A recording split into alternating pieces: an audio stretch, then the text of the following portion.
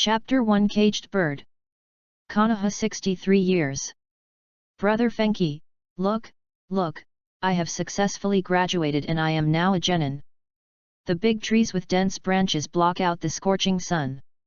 Under the starry light and shadow, the short-haired girl with white eyes excitedly pointed at the forehead protector hanging around her fair neck.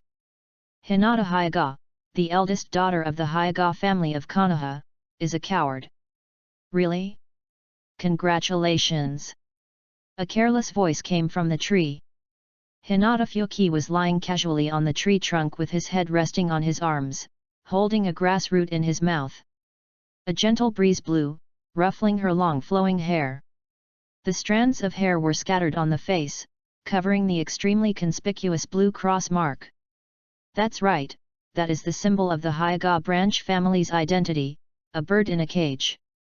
Hyuga Fuki is a time traveler who is fortunate enough to become a member of the Hyuga branch family and is the cousin of Hyuga Niji.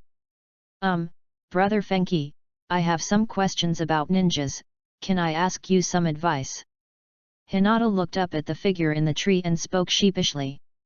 Unlike Niji, this brother of the same clan who is 5 years older than him always looks lazy, but he has a gentle personality and is easy to talk to.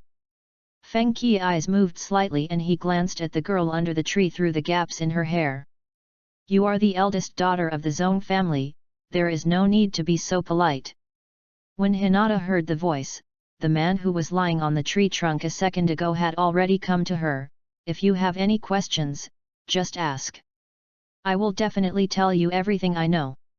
Of course, I can forget about tasks above A level. That touches on my blind spots in knowledge. Hinata, who had just graduated, was shocked by the A-level task and waved her hands repeatedly. No, it's not such a high-level question. After standing there with a red face and poking her fingers for a long time, she finally spoke shyly.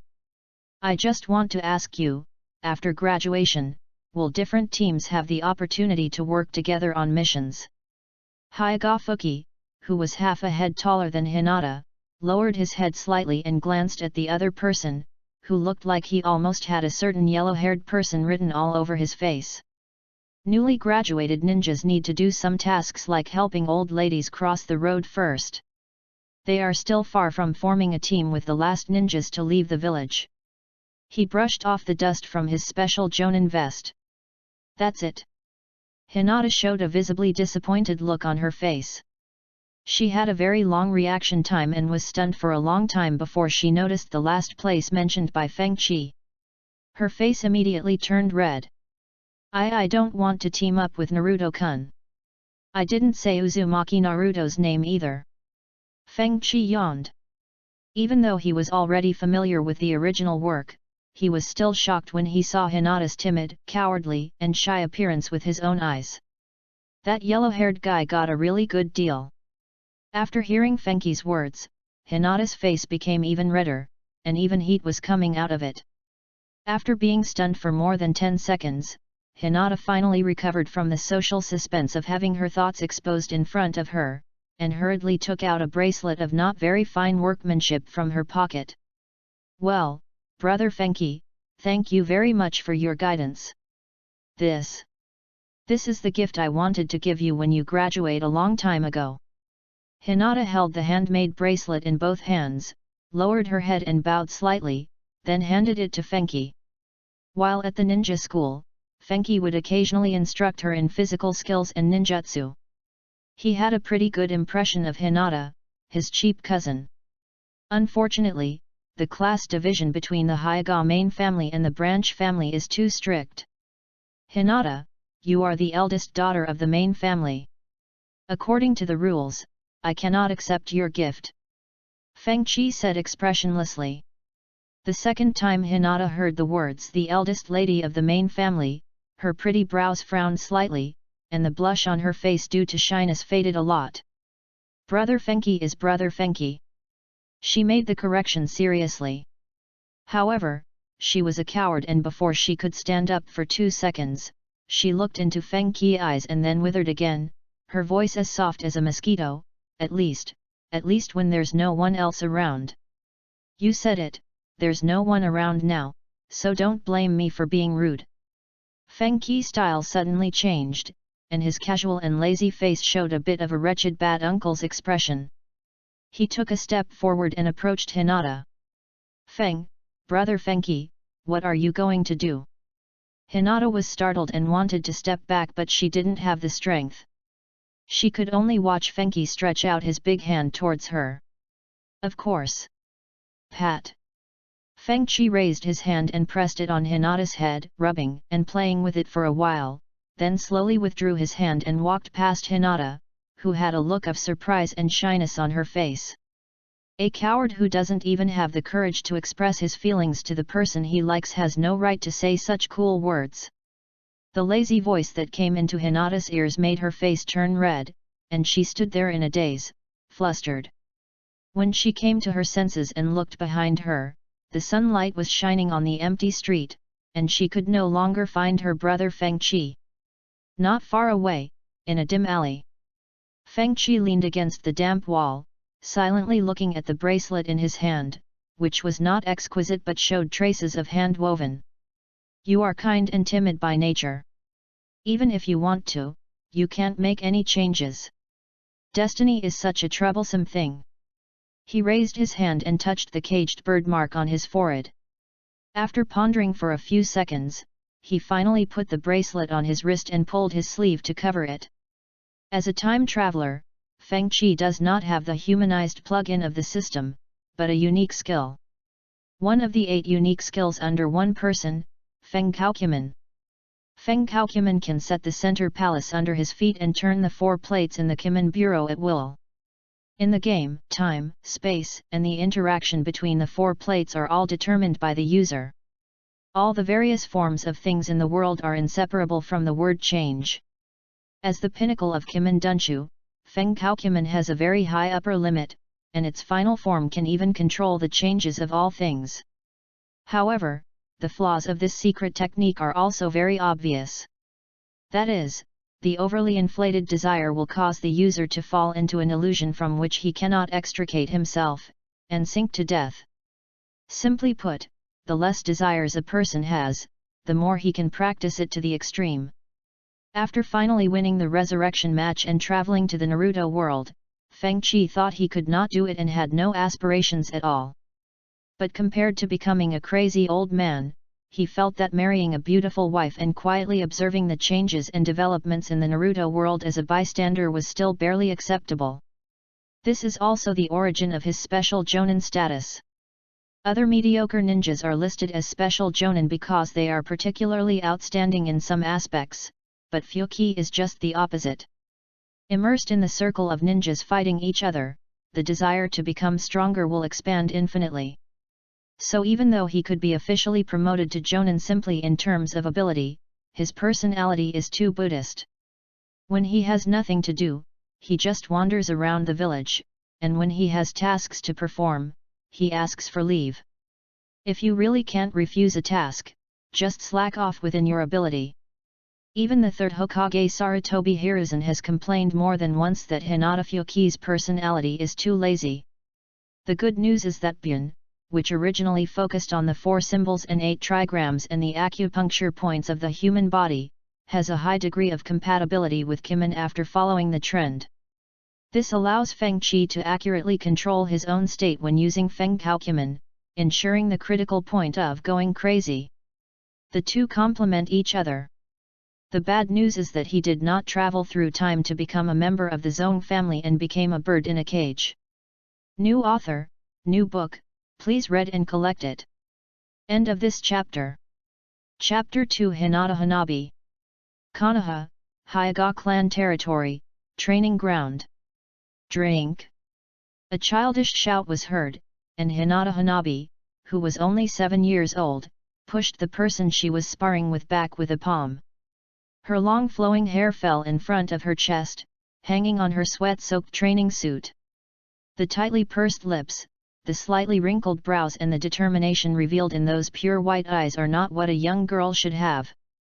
Ever since teacher Kurenai came to visit and told her sister Hinata that she had become a genin, and she heard her father say indifferently, "If you die, you die," Hanabi has trained even harder. She wants to change the fate of the Hyuga family and wants to help her favorite sister shoulder all the burdens. The training has paid off, Hanabi. I'm very satisfied with your performance. 2. Next to him, the Hyuga family's patriarch, Hyuga Hayashi, praised him out loud, but his cold eyes showed no emotion. Just when Hanabi gritted her teeth and wanted to continue fighting with her sparring partner, Hyuga Hayashi interrupted her. From today on, your sparring partner will be changed. Under Hanabi's puzzled and bewildered gaze, Hinata Hayashi clapped his hands towards the screen outside the training ground. A tall figure with long hair walked out slowly. Especially the Jonin vest, the caged bird mark, and the lazy face that looks as sleepy as if it hasn't woken up yet. Brother Fenghou. Xiao Huahuo recognized the man immediately. As a genius in the Hyuga family who is more popular than Hyuga Niji, Hyuga Fuki would appear in the main family from time to time, so she is no stranger to him. Hisashi-sama, Hanabi-sama. Feng Qi walked closer and bowed slightly. This was the clan's custom. Feng Qi, now you know the purpose of calling you here, right? Hinata Hayashi said indifferently. I know. I will teach Lady Hanabi the ninjutsu. Looking down at the cute and dull Hanabi, Feng Qi remembered the notice he had received and said in a deep voice, and the special bloodline limit I possess. In the ninja world where death is a possibility, Fenghou has experienced several life and death crises. It was inevitable that Fenghou was known to the Konoha and Hyuga families. They attributed this never-before-seen ability to a mutation of the Byakugan inherited from ancient times, similar to the Manjiki Sharingan. Feng Qi can only use Fenghou Qi Men after opening the white eyes. Well, let's get started right away. Hinata Hayashi waved his hand. Fenghou and Huahuo moved forward with one hand and simultaneously made the starting move of the soft fist. Please give me more advice, Brother Fenghou. Thank you for your guidance, Master Hanabi. As soon as she finished speaking, Hanabi, who had decided to become powerful, had veins bulging around her eyes and was the first to open her Byakugan. After seeing the flow of chakra in Fenghou's body, she rushed over quickly, and her small palm pointed directly at Fenghou's Tiantu point located in the upper center of his chest, which is the life gate in the 8 gates of ninjutsu. If this acupuncture point can be hit and sealed, the ninja's chakra mobilization will become quite difficult and chaotic. The idea and courage are both good, but the intention is too obvious. It was not until Hanabi's attack reached his face that Feng Qi, who was motionless, slowly raised his arm and casually pushed Hanabi's palm away. Xiao Huahuo was stunned. The seemingly casual and light movement actually spread through the arm to the whole body, causing the center of gravity of the whole body to shift. As a result, her chest was exposed to the other party without any protection. Seeing Feng Qi palm knife coming towards her, Huahuo hurriedly stomped her foot on the ground, forcing herself to stabilize her center of gravity while suddenly turning her body to the side to avoid the attack. Feng Qi, whose attack missed, did not rush to retract his arm. Instead, he turned his eyes slightly and glanced through his hanging long hair at Hanabi, who was once again in an attacking posture. It has to be said that with the resources allocated to her by the main family, Xiao Huahuo, who is already quite talented, has shown quite sophisticated physical skills. Instead of retreating due to the imbalance of his body, he was able to seize the opportunity to counterattack. But she was just a child after all. Feng Qi raised his arm and waved it lightly, blocking Huahuo's palm that was thrusting towards him. The surging chakra wind blew up his long flowing hair. Huahuo's eyes narrowed, and she immediately transferred her body strength from her arms to her right leg. She quickly jumped up, spun 2.5 times in the air, and then kicked Feng Qi in the face. Feng Qi had already seen through her movements and raised his other arm to block the kick before it landed. Boom! There was a muffled sound, and Huahuo's kick with all her strength had no effect at all. Instead, she was hit in the abdomen by Feng Qi Bagua palm. The small body flew backwards in an instant, plowing 2 furrows of more than 10 meters in the dirt, barely able to stabilize the backward trend. My apologies, Hanabi-sama. Fengchi retracted his outstretched arm and saluted slightly to Huahuo with an expressionless face. During the entire short battle, he didn't even roll his eyes. Huahuo pressed her aching abdomen with one hand, pursed her lips, and stared at Fengqi's slightly raised right arm with her white eyes. In addition to unwillingness, there was also a hint of inexplicable anger on the clean little face. Due to the fight just now, Fengqi's slender cuffs were lifted up, revealing the handmade bracelet he was wearing on them. And this was exactly why Hanabi felt inexplicably angry. It's not because of the difference in strength between the two sides, but why is there a bracelet that my sister made by hand on your hand? Xiao Huahuo couldn't help but ask loudly. Recently, Sister Hinata has been working hard to weave a bracelet. She has consulted many professionals for this and spent a lot of energy. She was very familiar with the appearance of the bracelet and thought it was a gift from her sister, but she didn't expect it to appear in Hinata Fuki's hands. This made Hanabi, who had an extreme sister complex, a little out of control, and chakra overflowed from her body. In this angry state with adrenaline surging, a hazy shadow of the Bagua formation actually appeared under her feet. Seeing this, Hinata Hayashi, who had been watching the fight indifferently, could no longer remain calm and stood up involuntarily, that is, the soft fist method Bagwazang. In a moment of amazement, the little firework that had been ready to go had already rushed out and appeared in front of Fengqi, who also had a look of surprise on his face.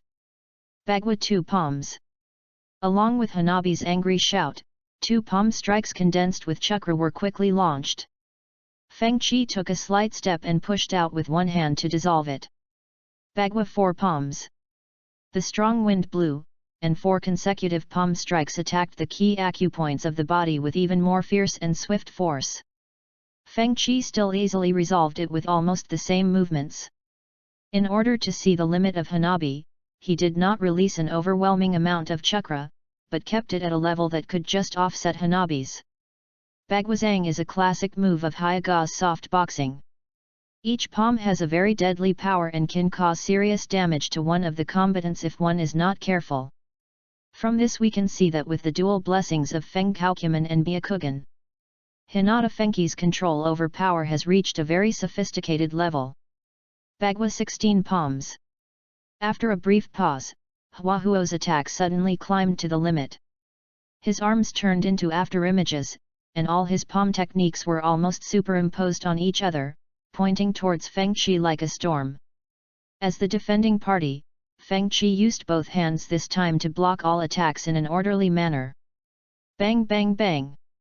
The muffled sounds of high-speed palm collisions were heard one after another.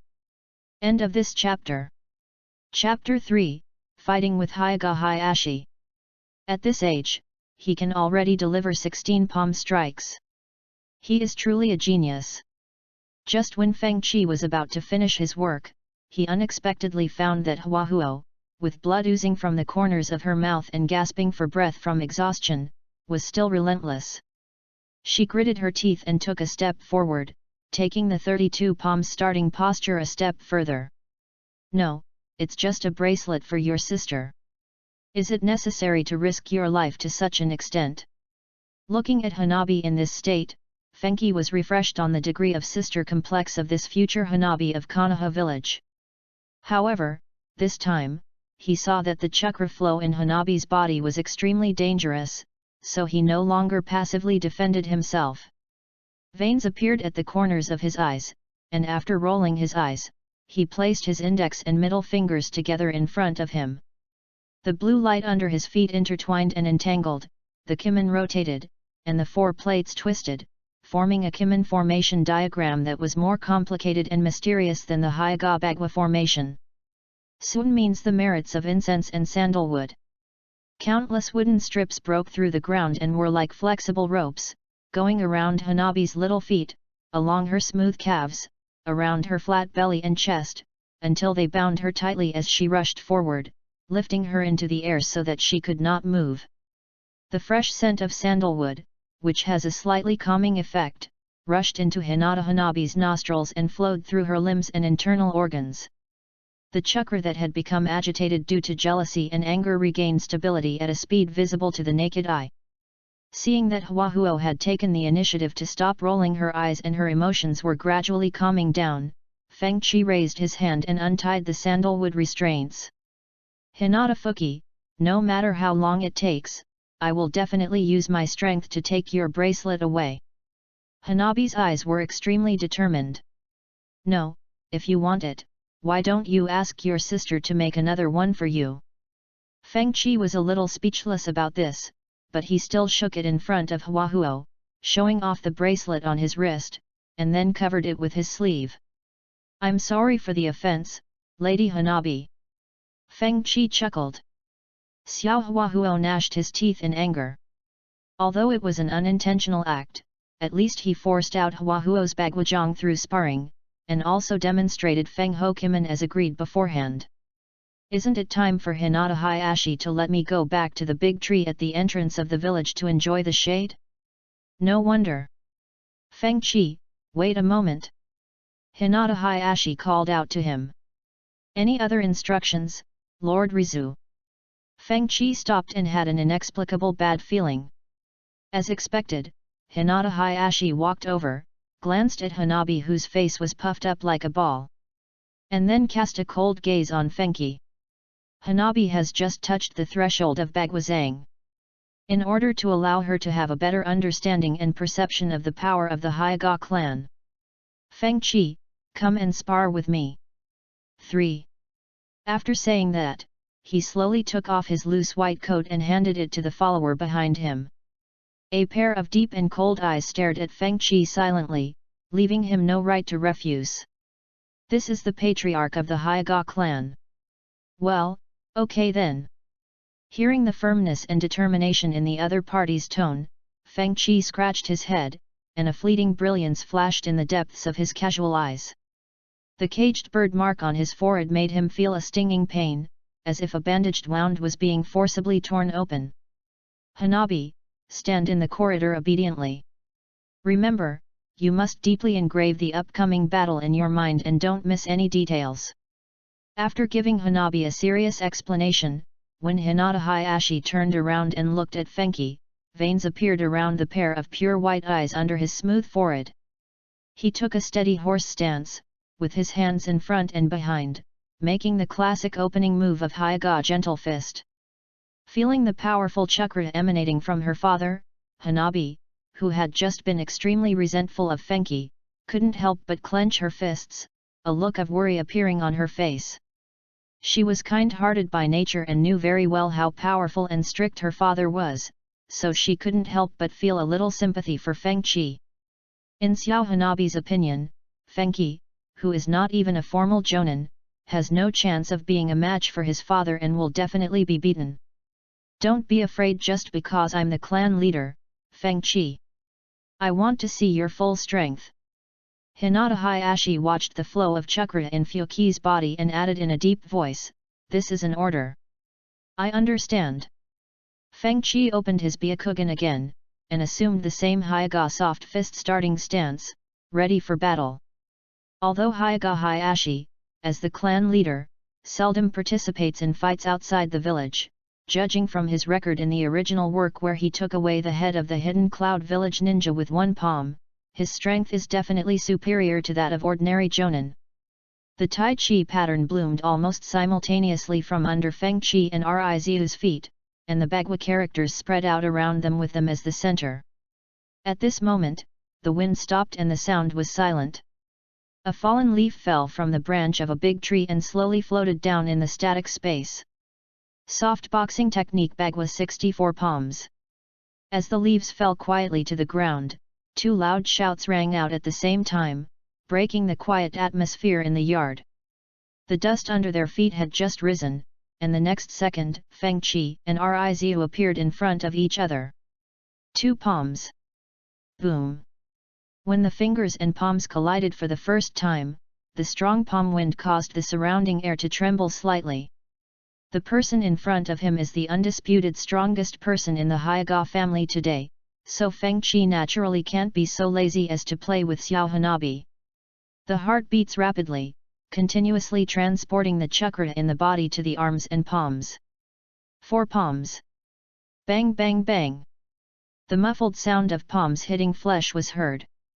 Neither Fengqi nor Rizia were able to break through the opponent's offensive in this round of confrontation. 8 palms. 16 palms. 32 palms. As the frequency of palm swings increased exponentially, the 4 arms attacked in an interlaced manner at an extremely fast speed, leaving a trail of afterimages in the air. The impact of the violent palm strike flowed into the bodies of both parties through their arms, and then was released from their feet, shaking the ground beneath their feet into pieces. After stabilizing their bodies in an instant, Fengqi and Rizu released their own chakras at the same time, crossed their palms at their waists, and launched almost overlapping palm strikes towards the opponent's fatal acupuncture points. 64 palms. Boom! The 4 powerful palms collided head-on, and the powerful reaction force made the 2 men's arms numb, and they retreated repeatedly. The restless air gained a brief respite. Wow, so powerful, you're evenly matched with father. Xiao Hanabi's eyes were stunned. Following her gaze, I saw that Fengqi and Rizu stopped their retreat almost at the same time. The walls of the yard and the trunks of the trees behind the 2 men were covered with dense cracks and clear palm prints. Those were the traces left by the shock waves generated by their palm strikes. No, Master Hanabi, please look carefully. The clan leader has the upper hand in this confrontation. The Hyuga clan member standing behind Hanabi had veins popping out at the corners of his eyes, and raised his hand to point at the distance the 2 people were retreating. Rizu took 12 steps back, while Fengqi took 15 steps back. I didn't expect that you have already practiced the Hyuga family's soft fist technique to this level. It's really beyond my expectations, Fengqi. Hinata Hayashi waved his arms to dissipate the strength in his body, and looked at Fengqi opposite him with a serious expression. Although the acupoints were not particularly fatal, he was still hit by Fengqi during the palm-to-palm fight just now, causing some disorder in his internal chakra. Lord Rizu, please don't make fun of me.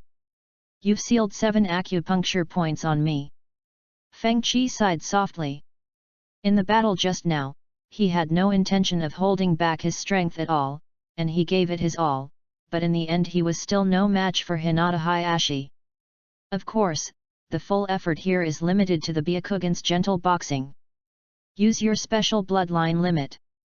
Hinata Hayashi said in a deep voice, his tone leaving no room for doubt. Now that his chakra flow has returned to normal, he seems very expectant, with confidence flowing in the depths of his white eyes.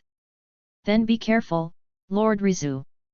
Fengqi's lazy eyes suddenly became sharp. The commanding tone and condescending attitude that the other party had been displaying since just now made him, who was usually calm and composed, feel unhappy.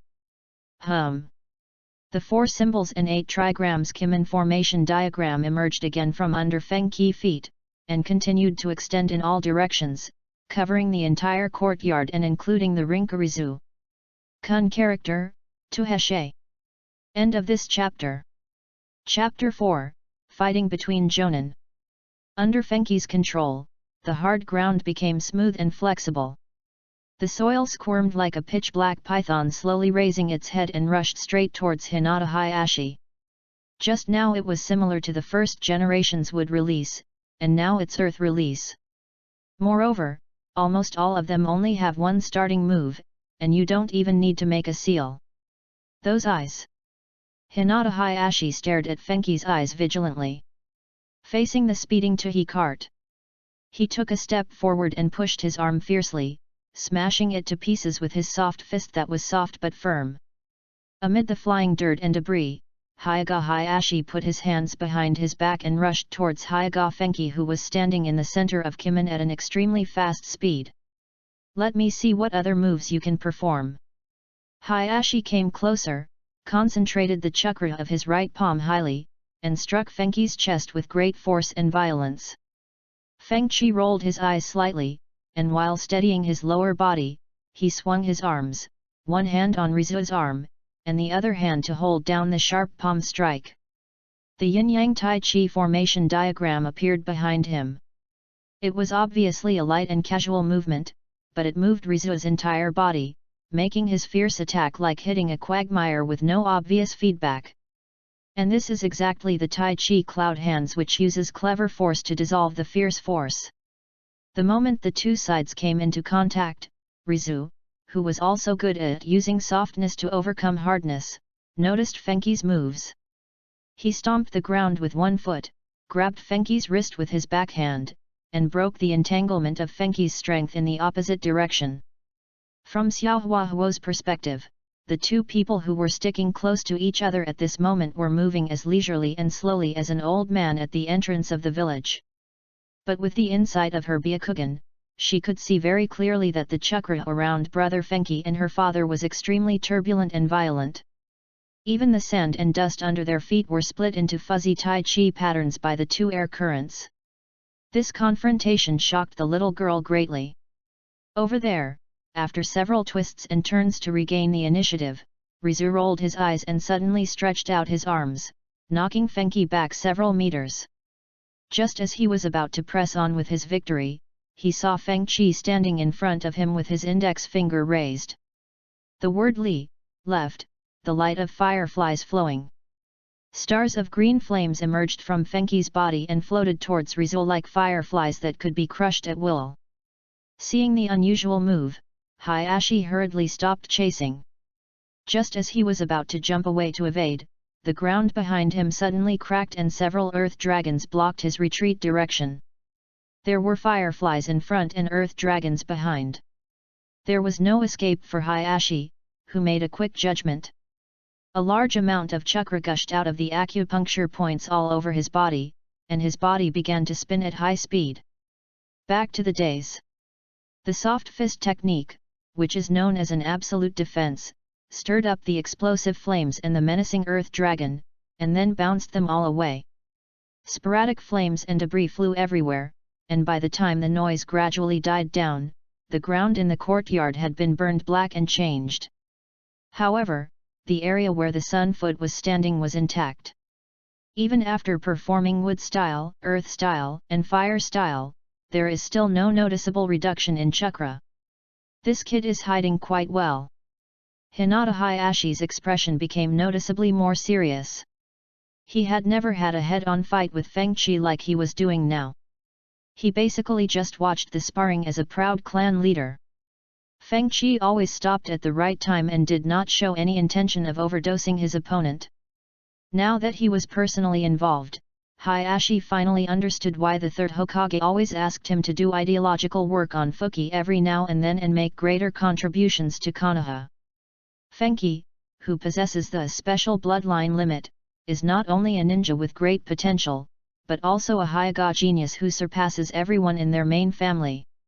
Looking at the blue mark on Fenghu's forehead, Hinata Hayashi, who was fearful in his heart, took a heavy step forward, raised his palms in front of his chest, and the amount of chakra continued to rise.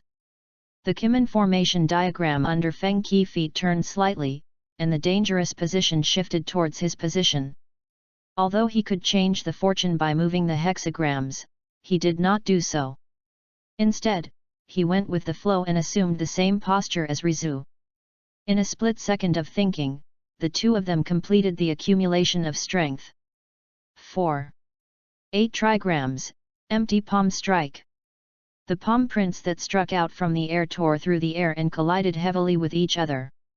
The powerful impact wave caused cracks to appear on the ground of the courtyard. Just as the two forces were in a stalemate and gradually disappearing, Hinata Hayashi quietly raised his finger and activated a strange seal. Whoosh! The caged bird branded on Fenghu's forehead was sensed and started to move on the spot. Countless creepy blue veins emerged around the mark, and intense pain and dizziness gushed out, filling Fenghu's brain consciousness. Although it only lasts for a moment, in a fierce battle, this state of chakra throughout the body falling into madness is undoubtedly quite deadly. Boom!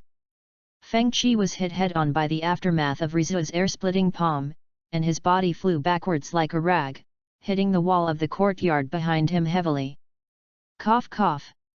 Feng Qi, who regained consciousness, coughed violently, stood up with difficulty and stood on the rubble, with bright red blood flowing from the corners of his mouth.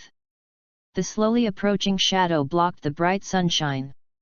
Hinata Hayashi had a blank expression on his face and his eyes were cold and indifferent.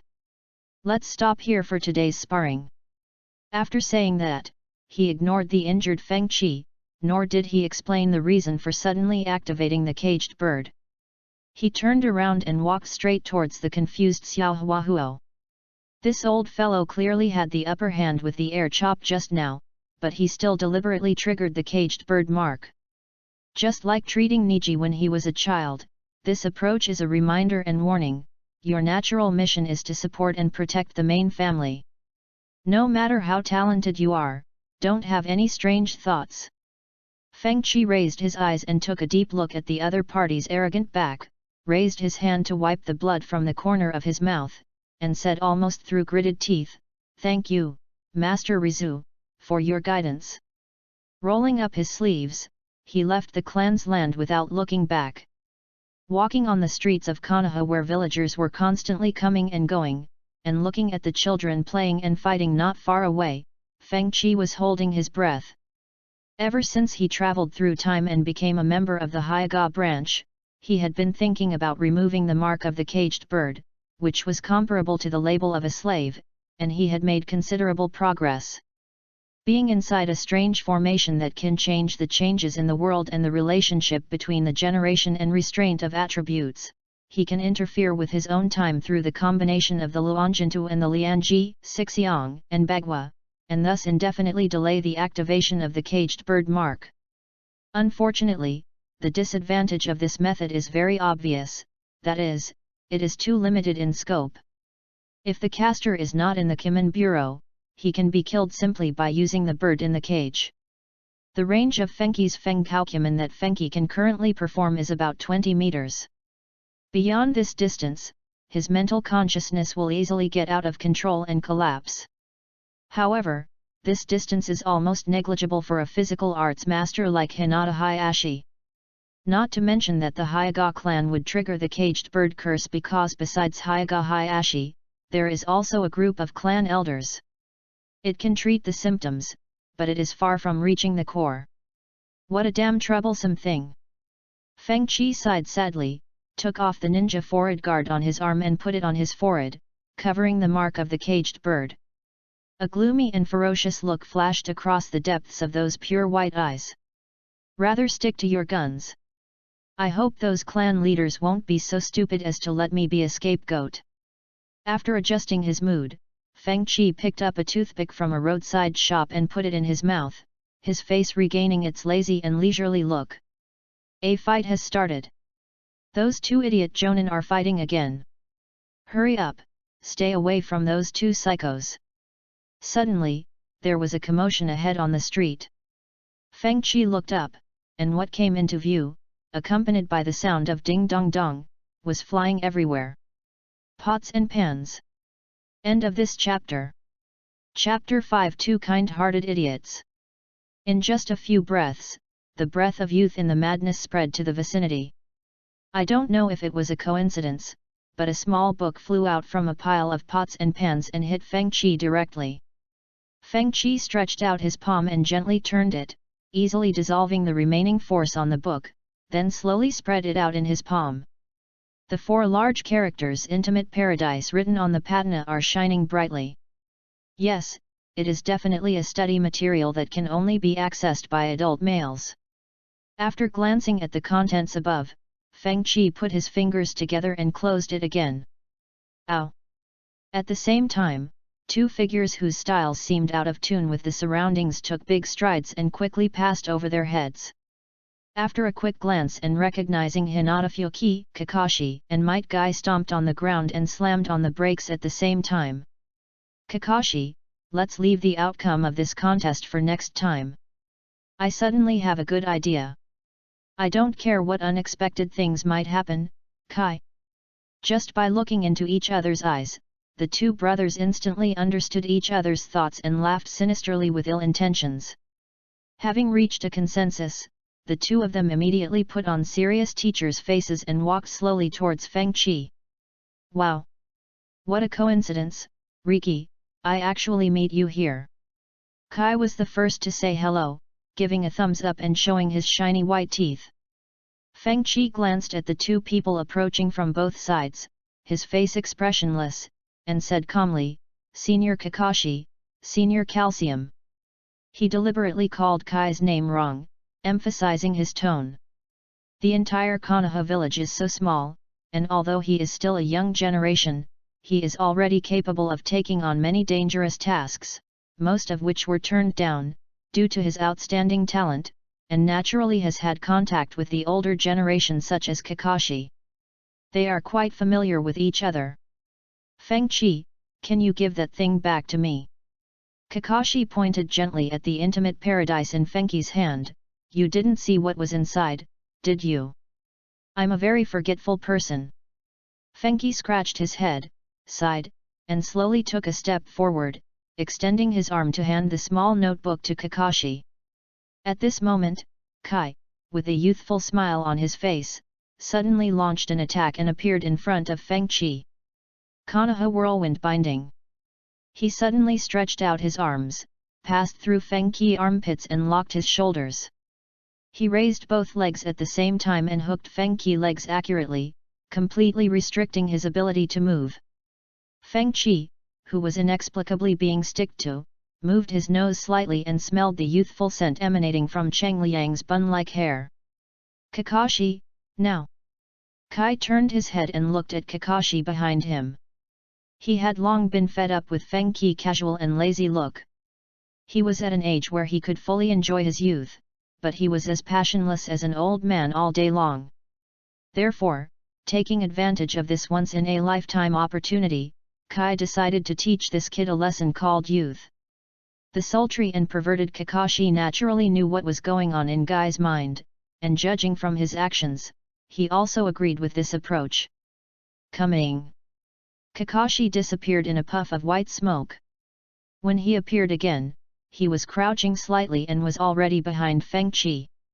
He clasped his hands together, revealing his index and middle fingers that were stretched straight and tensely together, pointing them at Fengchi's chrysanthemum bud.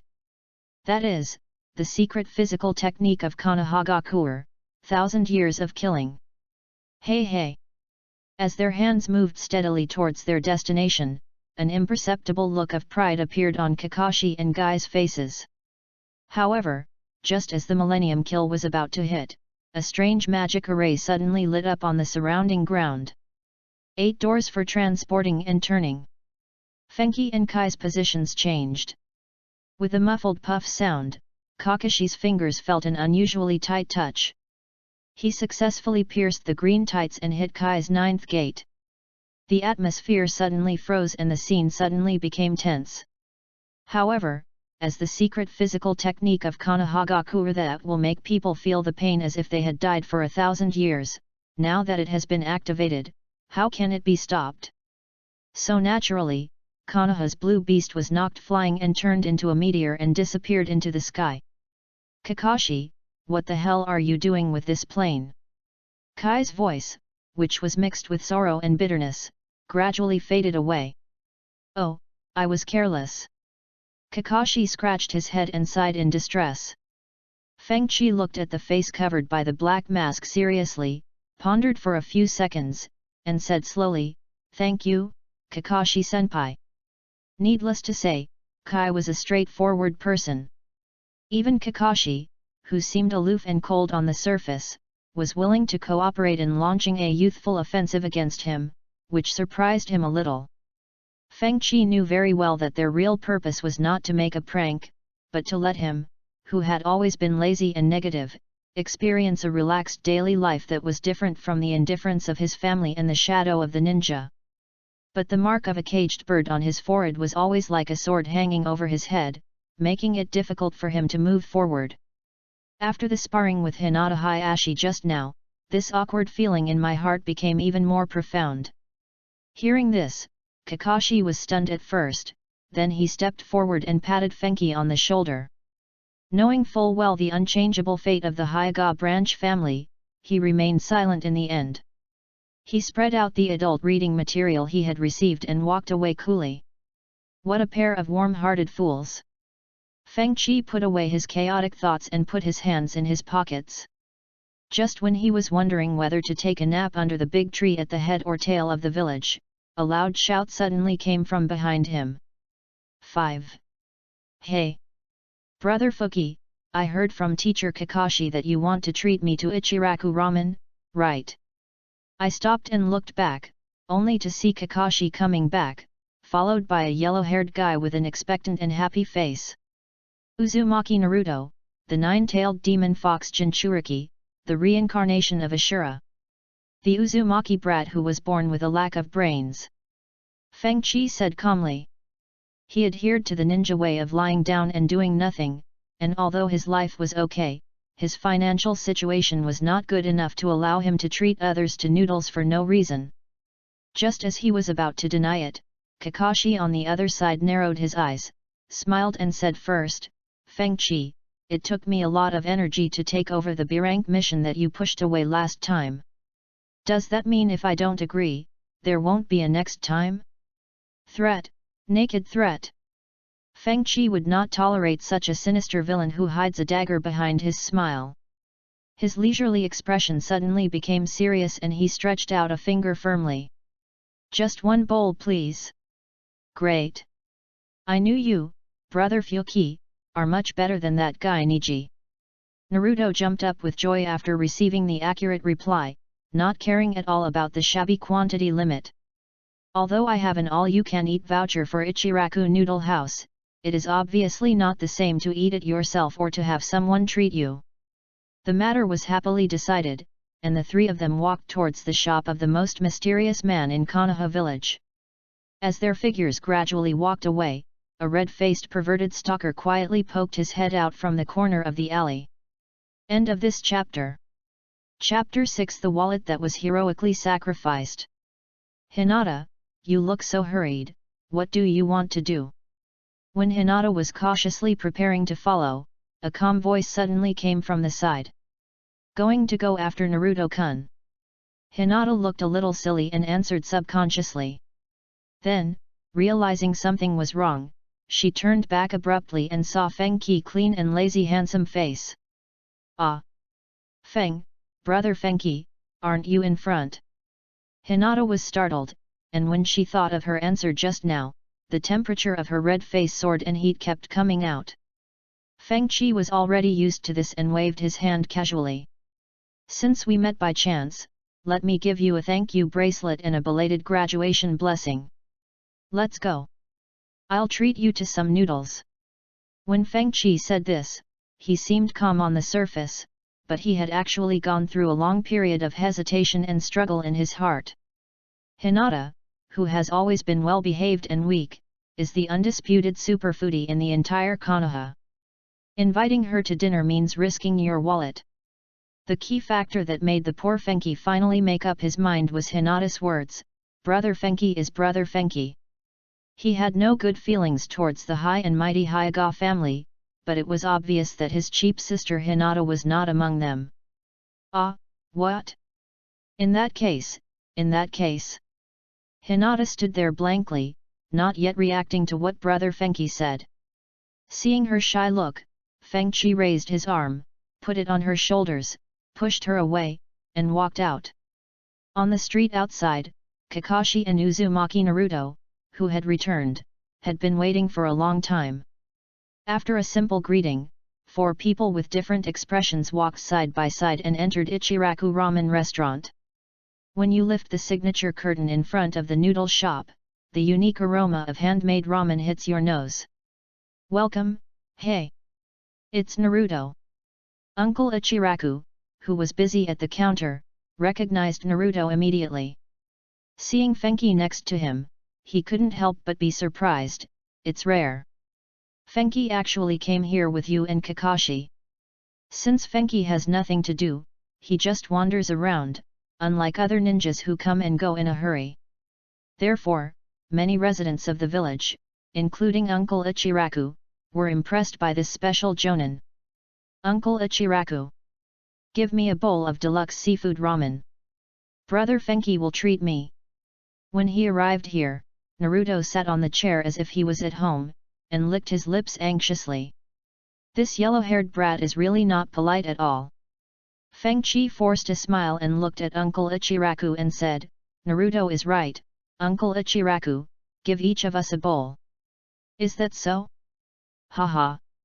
Okay, please wait a moment. Uncle Yul smiled happily, turned around and started working in the kitchen. His daughter, Akaris, who works as a waitress at the noodle shop, also had a smile on her face and skillfully handed the 4 people dipping saucers. The 4 people were seated from left to right, Naruto, Kakashi, Fuki, and Hinata. Awaited. Soon, 4 large bowls of ramen topped with prawns and squid were brought up by Uncle Ichiraku. The fragrance spreads along with the heat, making people's appetite increase. Then I'll start. Naruto, who couldn't wait any longer, picked up his chopsticks first and started slurping the noodles without caring whether they were hot or not. In comparison, Kakashi's expression seemed much more alert. His eyes swept over Naruto who was busy eating beside him and Fenghou who looked indifferent, then he took out the chopsticks, broke them, and slowly took off the mask on his face. Sug. The big bowl of ramen was eaten up at the speed of light, and the mask returned to its original state. I'm done, thank you for the treat. Kakashi put the chopsticks back neatly. Hey! Great, so fast, Kakashi-sensei is so fast. Looking at the other person's empty bowl of noodles, Naruto, who was halfway through eating, was frightened. On the opposite side, the waiter Ayam had hearts in her eyes after getting a quick glimpse of Kakashi's true appearance. Fengchi was not in a hurry. While eating noodles, he looked at Kakashi meaningfully. You are really mysterious, Kakashi-senpai. Really? Ahaha. Ahaha. Kakashi narrowed his eyes slightly and smiled as if it was nothing serious. Listen carefully, Fenghou, only by maintaining enough mystery can you attract the attention of the opposite sex. Have you not given up the idea just now? Please spare me, Teacher Kakashi. I'm in enough trouble now. Fengchi sighed silently. The Hyuga clan has always been good-looking, and with the cool and handsome Kazuhaukaman, it's natural that he's quite popular among the young female ninjas in the village. Among them there are even suitors like Kakashi who are teachers of the same generation. Beauty can also lead to the expansion of desire, which in turn affects the clarity of thoughts, so Fengchi ignored them and let everything take its course. At least before you fully master Fenghoukuman and balance the bird in the cage, the inexplicable fetters will only become a burden. What a young man who doesn't think about making progress. Kakashi shook his head helplessly and casually stuffed the intimate paradise in his pocket into Fengchi's arms. Study it more when you have time, the content inside will be very helpful to you. No, use this to test cotters? Fengchi was about to refuse righteously, but when he saw Kakashi's kind look, he had no choice but to accept it reluctantly. In order to make future missions easier, Ninkai, my Otaru, I will give this thing to you later. He thought so in his heart. At this time, on Fengchi's side, Hinata, who was so shy that she almost buried her face in the bowl of noodles, had silently finished 6 servings of ramen. She is really hungry. Fortunately, Kakashi remembered his good friend who disappeared at the other end of the sky, and took Naruto away first. Otherwise, Hinata would be too embarrassed to continue eating no matter what. Well, brother Fenghou, thank you for the treat, I'm full. Finally, after finishing the 10th bowl, Hinata put down her chopsticks with a sense of reluctance. It wasn't that she would feel embarrassed if Fengchi knew that she had a big appetite, but she was kind-hearted and was really worried about his wallet. Hearing this, Fengchi was unmoved and waved to Uncle Yul directly. Uncle Yul, 5 more bowls, no, 10 bowls. Hinata rolled her eyes in confusion. Brother Fenghou, are you still not full? I ordered this for you. Fengchi said calmly, showing his brotherly demeanor. Hey? But I... If you can't finish it, it's a waste of food. I understand. Hinata's worried look became extremely determined, and she reached out to grab the chopsticks again. It was already dusk and the sun was setting in the west. The afterglow of the setting sun fell on the streets of Konoha, passed through the gaps in the noodle shop's curtains, and shone on Hyaga Fyoki and Hyaga Hinata, lengthening the figures of the two people sitting side by side. A peaceful and relaxing atmosphere permeates the small noodle shop. Whether it's Uncle Ichiraku who is looking at the siblings from the main family and the branch family with a smile on his face, or Hinata who is eating noodles with a happy look on her face, or Fenghou who is supporting his face with one hand. No one expected that this ordinary dinner would become their last warm memory. The hand of greed hidden in the darkness is approaching quietly. End of this chapter. Chapter 7 Fate was determined from the beginning. 6. A dimly lit room in the Hyaga clan's land. Clan leader Hinata Hayashi sat opposite several clan elders. The atmosphere was solemn and depressing. Do we really want to do this? Hinata Hayashi said in a deep voice. This is a necessary measure to consolidate the position of the strongest clan in Hyaga. In today's declining Uchiha, the emergence of the special Byakugan is a fateful choice. The elder of the main family opposite had a blank expression on his face, and a photo of Hinata Fyoki was placed in front of them. You just fought with Fengchi, so you should know what those eyes mean. Hinata Fyoki is really not ambitious, and because of that incident, his loyalty to the main family is far from being utterly devoted. In that case, why waste those precious eyes? Transplant it to the talented Hanabi. With the combination of the two, our Hyaga clan will surely give birth to a legendary ninja who is no weaker than Uchiha Itachi, or even comparable to Uchiha Madara. It's just a replacement of a pair of eyes. As long as you untie the bird from the cage, it won't harm his life. For the future of the entire Hyaga family, this is the most correct choice. Several elders from the clan spoke very logically, but to sum it up, it can be said in one sentence: they would not allow someone as powerful as Fengchi to exist in the branch family. Although Fengqi's current abilities are not enough to shake the clan, if he grows up and finds a way to break the caged bird, their status will be in jeopardy. Hinata Hayashi's eyes sank as he looked at Fengqi's lazy and lifeless expression in the photo, and recalled the incredibly complicated formation diagram in the backyard. After a few seconds of silence, he finally nodded slightly, tacitly agreeing to the elder's proposal. On the other side, Fengqi, who was completely unaware of this, said goodbye to Hinata at the door of the noodle shop, and returned to his residence in the Hyaga branch with an empty wallet. This is a courtyard of decent size, with 3 bedrooms, a living room and a small yard. There are many flowers and plants planted in the yard, and you can smell the elegant fragrance of flowers as soon as you open the door. When Fengqi is free, he will occasionally spend some time taking care of these flowers and plants to calm his restless heart. It can be considered as an early retirement and leisurely life for the elderly. The whole courtyard was quiet and there was no sign of other people. During a certain external operation, the original body's parents died on the dangerous battlefield while covering the retreat of the main family. That operation ultimately ended in failure.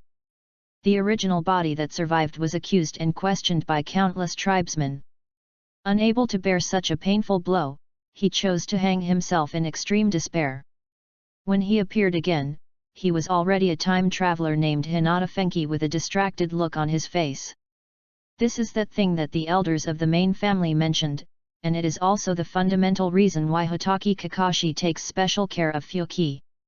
Fengqi put away his thoughts, walked slowly to the corner of the yard, stretched himself, and lay down on the rocking chair under the tree. As the sun sets, a cool breeze blows, bringing a scent of flowers. Fengqi rested his head on his arms, closed his eyes slightly, and quietly enjoyed the peace and tranquility. It's not just about resting and recuperating. If someone from the Hyaga family is present at this time and opens their Byakugan, it can be clearly seen that Fengqi, who is lying on the rocking chair, has chakra flow in his body that is different from that of ordinary people. This is the special method of practice he realized after mastering Fenghou. By meditating and communicating with natural energy, the chakra can grow much faster than ordinary ninjas. It is somewhat similar to Senjutsu chakra, but there are obvious differences. Feng Qi named it Qi chakra, which can be said to be one of his plug-ins. To outsiders, it seems like just lying down and letting things go, but to Feng Qi, it is actually just a practice of letting nature take its course. Not long after I lay down, the tightly closed door was slowly pushed open. Feng Qi interrupted his practice when he heard the noise, glanced sideways, and was immediately given a roll look by the person who came. His long brown hair was loose and tied into a small bunch at the end, and his handsome face had a cold and serious expression.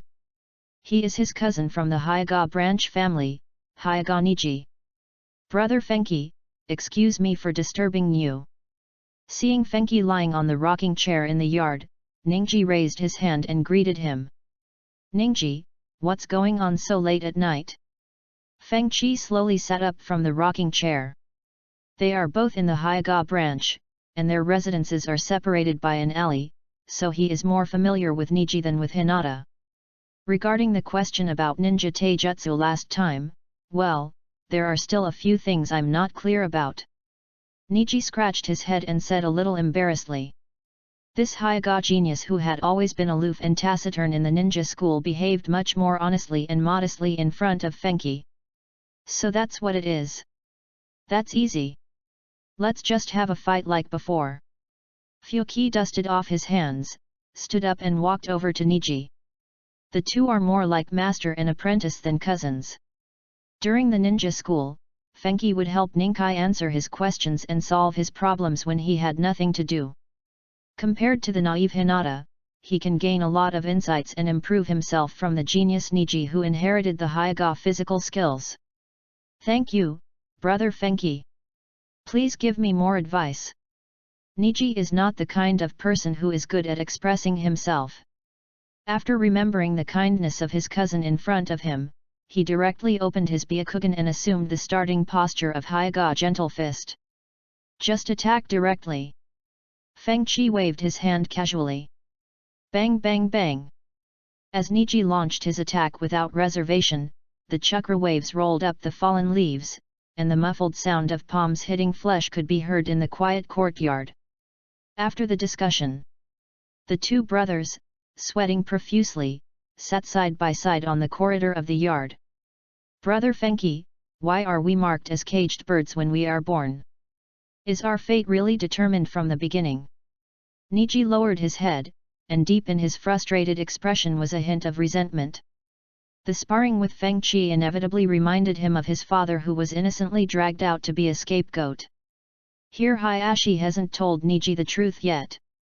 Only when he is with his brother Fenghou, Ningji, the aloof genius, will reveal the thoughts suppressed deep in his heart. After all, they are all poor people who are deeply bound by the shackles of fate. Some people are born standing on the peak that ordinary people try their best to climb. Bloodline is something that cannot be shaken by human power in this world. Feng Qi said in a deep voice. Hearing that even brother Fenghou, who had awakened the special Byakugan, said this, Niji couldn't help but clench his fists, and the expression on his face became even darker. Fenghou glanced at Ninkai beside him, then looked up at the setting sun gradually setting over the mountain in the distance. But, fate can be changed. After all, we at least have the right to choose to die standing or live on our knees, right? It's okay to be gloomy all day long, and it's okay to laugh heartlessly. Human will is much stronger than a boring and ridiculous fate. Ningji's eyes narrowed slightly, and he suddenly raised his head to look at the frank expression on Fenghou's face. After a few seconds of pause, he said thoughtfully, so brother Fenghou has always been in a lazy and meaningless state. Feng Qi. End of this chapter. Chapter 8 Class. My goodness, you've lost the point. The reason why Feng Qi behaved so Buddhist was simply because he was worried that he would be backfired by Fenghou and turn into a madman who was obsessed with possessing the power to cover the universe. Ahem, my situation is a little complicated. Anyway, Niji, if you want to break your fate, then work hard to become stronger. Feng Qi maintained his facial expression and spoke in a deep voice. The result is obvious, he doesn't seem to be good at preaching. Becoming stronger. Niji touched the damn blue mark on his forehead. Can I escape from the cage and fly to freedom? No. Feng Qi ruthlessly shattered his thoughts. If the bird in the cage could be broken so easily, it wouldn't have become a powerful seal that the Hyaga family used to prevent their Byakugan from being taken away. It's strange to say, if they are so afraid of having their white eyes taken away, why don't those people in the Zone family put themselves in a cage? In that case, what's the point of becoming stronger? Niji lowered his head again. His long hair fell down, covering the dullness and loss in his eyes. A breeze blew, blowing up the fallen leaves on the trees. The fallen leaves are like a lone boat on the vast ocean, which can only drift up and down with the surging waves. Feng Qi put away his usual laxity, slowly stood up, a cold light flashing in the depths of his calm eyes. He stretched out his arm, put his index finger and middle finger together, and accurately caught the fallen leaves floating in the wind. The chakra at the fingertips gathered quietly, and with a violent swing, the fragile fallen leaves shot out like kunao, piercing deeply into the roots of the tree that were exposed on the surface of the soil. This is called returning to one's roots. After doing this, Feng Qi calmly asked, what if it is powerful enough to make all the people holding the key to the birdcage disappear? He is not a bloodthirsty thug with a deep hatred, but he is also not a puppet at the mercy of fate. As I said, if everything goes well, then marry a beautiful wife and spend your life leisurely and comfortably watching the changes in the ninja world. If the Zone family wants me to be a scapegoat, then I will fight to the death. He does not have the awareness like Hyaga Hisashi, who is locked in a birdcage at the mercy of others, but still wants to sacrifice himself heroically. Niji widened his eyes and looked at his cousin from the branch family beside him in disbelief. 7. This was the first time he felt that the other person was a little strange. Ahaha, ahahaha, after all I can't share such dangerous thoughts with you. Feng Qi resumed his lazy look, scratched his head, and said with a smile, the current situation between our Hyaga main family and branch family is still quite harmonious. Niji remained silent. Oh, I almost forgot. This thing is for you. Avoiding this somewhat heavy topic, Fenghou took out the patinated copy of Intimacy Paradise from his pocket and handed it to Niji. Is this the booklet that Kakashi-sensei has been holding? Niji's big eyes were filled with confusion.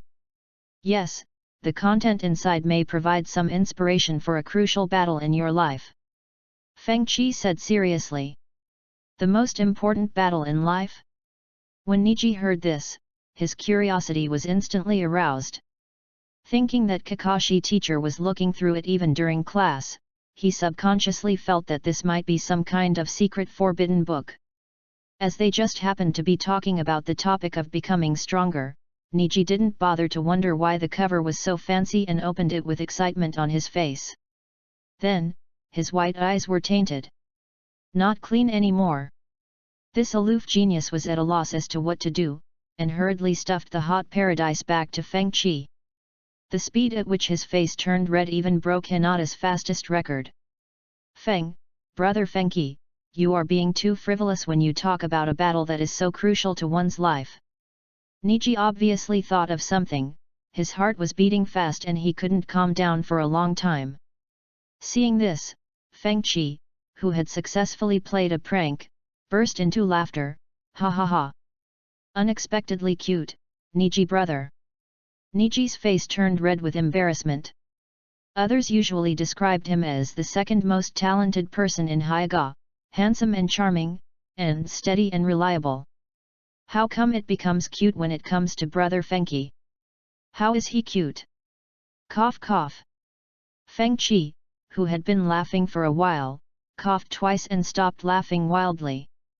The corners of his mouth turned up, revealing his white teeth. According to your teacher Kai, a man's shyness is also an inseparable part of youth. Don't suddenly become like teacher Kai. When he was in the team, Niji was deeply harassed by Might Guy and Rock Lee. He didn't expect that after returning to the branch family, he would be teased like this by his brother Fenghou. What is this? Ningji sighed helplessly. The main family and branch family were like birds in a cage, being crushed to pieces in a speechless way. Suddenly, Niji's eyes darkened and Fenghou appeared in front of him. Don't think too much, just live according to your own will. Fenghou raised his hand and patted his shoulder, saying casually, even if the sky falls, I still have a tall guy like you to hold it up. With that, he walked in the opposite direction from Niji and headed straight for the room. Ningji stood there, staring blankly at the lazy figure that was getting farther and farther away in the sunset. The resolute sight began to be blurred by tears. The next day, Fenghou got up early, tidied up a bit, watered the flowers and plants in the yard as usual, and then set off for the Hokage building. Although he didn't really want to be proactive, his wallet was emptied by Hinata, and in order to avoid starving to death in the village, he had to bow to life. The fate of a bird in a cage may be changed, but that of a working person definitely cannot. I hope there will be CB-level missions that are not so troublesome. Fenghou yawned while walking on the street and prayed silently in his heart. As for the A-level and S-level ones that paid more, he wouldn't even look at them. Brother Fenghou! The shouting from the front interrupted Fenghou's thoughts. When he looked up, he saw Hinata waving at him. She only ate until she was 70% full yesterday and now looks very energetic and full of spirit. Standing next to Hinata was a taciturn man wearing black sunglasses with his hands in his pockets, and a wild boy with a little white dog lying on his head. Abarame Shino and Inyazuka Kaiba, Hinata's teammates in Team 8. I didn't expect to meet you here, Fenghou. Are you going to sleep under the big tree at the entrance of the village again? A low voice with determination was heard, and the female Jonin Ui Kurane standing in front of the three-person team smiled and waved at Fenghou. Senior Xiri Hong, please stop teasing me. I'm just about to take on a mission. Fenghou responded awkwardly. Hey! That old man who entered retirement early actually took the initiative to accept the mission. The carefree Inyazuka Kaiba was immediately startled, and even Akamaru above his head cried out twice. Yay, Fukienii is our senior. Abarame Shino reminded lightly. Hinata, who knew the reason, blushed and buried her head deeply in her chest. Ah ha ha ha, in the eyes of you little brats, have I turned into an old man? Instead of feeling ashamed, Fenghou nodded with satisfaction. I'm not praising you. Inyazuka Kaiba emphasized this sentence and was about to explain it vividly, but when he caught a glimpse of the kind-hearted smiling face of teacher Ui Kurane, he suddenly fell silent. If there is a chance, I really hope to go on a mission with you, Fenghou.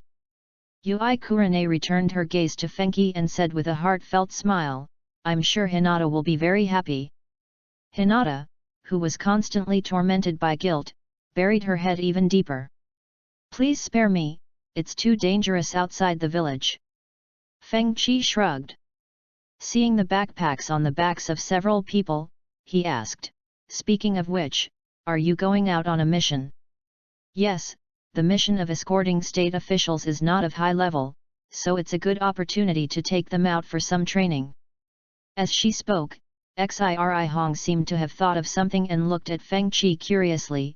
I heard that you seem to be good at calculating good and bad fortune, could you please help us calculate it? This involves too many things, and you can't just calculate it for someone casually. Fenghou shook his head. I see. Zahi Kurane sighed with a little regret. Just when I was about to give up this thought, Fenghou suddenly changed the subject. You have to pay. Class 8. End of this chapter. Chapter 9 Dangerous Hexagram. What a smart junior. Zihai Hong held the sea trench with both hands, and looked at Fenghou with interest, saying, with our friendship, can't we do it for free once? If it's free, you have to pay it back with something else. Fenghou said calmly. To be honest, although he has mastered the Feng Kaokuman that can deduce everything in the world, his level is still far from reaching the level of defying the heavens. Since you want to tell fortunes, you can't make up stories like the charlatans. You need to communicate with your own inner scene to achieve what you want. This is a kind of magic. Depending on the weight of the information asked for in the world, Feng Qi himself needs to pay a corresponding price. To give a simple example, if he wanted to know the measurements of Zihikurane, he could easily find out by asking about the inner scene. Because the difficulty of achieving such a thing is almost negligible, just ask Xiri Hong in person. On the contrary, if Feng Qi wanted to use deduction to find a way to unlock the curse of the bird in the cage, he would have to pay an extremely heavy price. Either you become seriously ill, or you bleed from all your orifices, or you even die on the spot. You bastard old man! It's too much to ask for money when we're so close. You're Hinata's brother. The hot-tempered Inyazuka Kaiba was indignant and pointed his finger at Fenki. So Hinata can be free. Feng Qi smiled calmly. You. Inyazuka Kaiba was very angry, and Akamaru above his head kept yelling. Brother Fenki, how much does it cost for one calculation? Abarame Shino asked in a neutral tone. Considering that the other party is just a genin, it is not difficult to deduce. Feng Qi spread out his 5 fingers and said, for Shino, 800 ryo.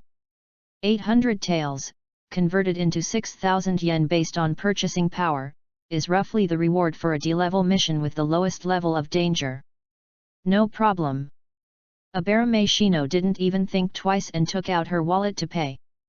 As the second generation of the Konoha Abarame clan, this amount of money is not even a drop in the bucket for him. Okay, then I'll help you first. Feng Qi took the money and slowly closed his eyes. The Kimen formation diagram appeared under his feet, and the 8 trigrams were gently moved and turned to the feet of Abarame Shino. After a few seconds of silence, Feng Qi opened his eyes again and said with a smile, the risk for this mission is very low for Shino. Just pay attention to the possible romantic luck around you. Romance luck? An unexpected encounter. Abarame Shino nodded. Hey? So easy. 8. Hearing that his buddy was lucky in love, Inyazuka Kaiba's eyes lit up instantly. Brother Fenki, hurry up and help me calculate it too. After saying that, he who was just complaining about Feng Qi immediately took out the money and offered it. Feng Qi accepted everyone who came to him. After receiving the coins, he activated the Kimen formation diagram again and started a new round of deduction. You're fine too. The words came out in a very concise manner. Hearing this, the expectation in Ye's eyes dimmed. Ah? Just, is that all? What about the other things? That's what the hexagram shows. Feng Qi waved his hand calmly, shattering the last bit of hope in his heart. Damn it! Inyazuka Kaiba howled to the sky. Sad. You are not kidding, are you? Shino is lucky in love, how could I not be lucky too? Unable to accept the fact that he had no luck with women, Inyazuka Kaiba was furious. He grabbed Fenki's shirt by his chest and shook him, spitting out saliva. Yay, brother Fenki will definitely not lie. Hinata next to him tried to persuade him hastily and tried to pull his impulsive teeth away. Yay, Hinata is right, I did sense the flow of chakra in Fuki's body just now. Zihihong's method was more direct.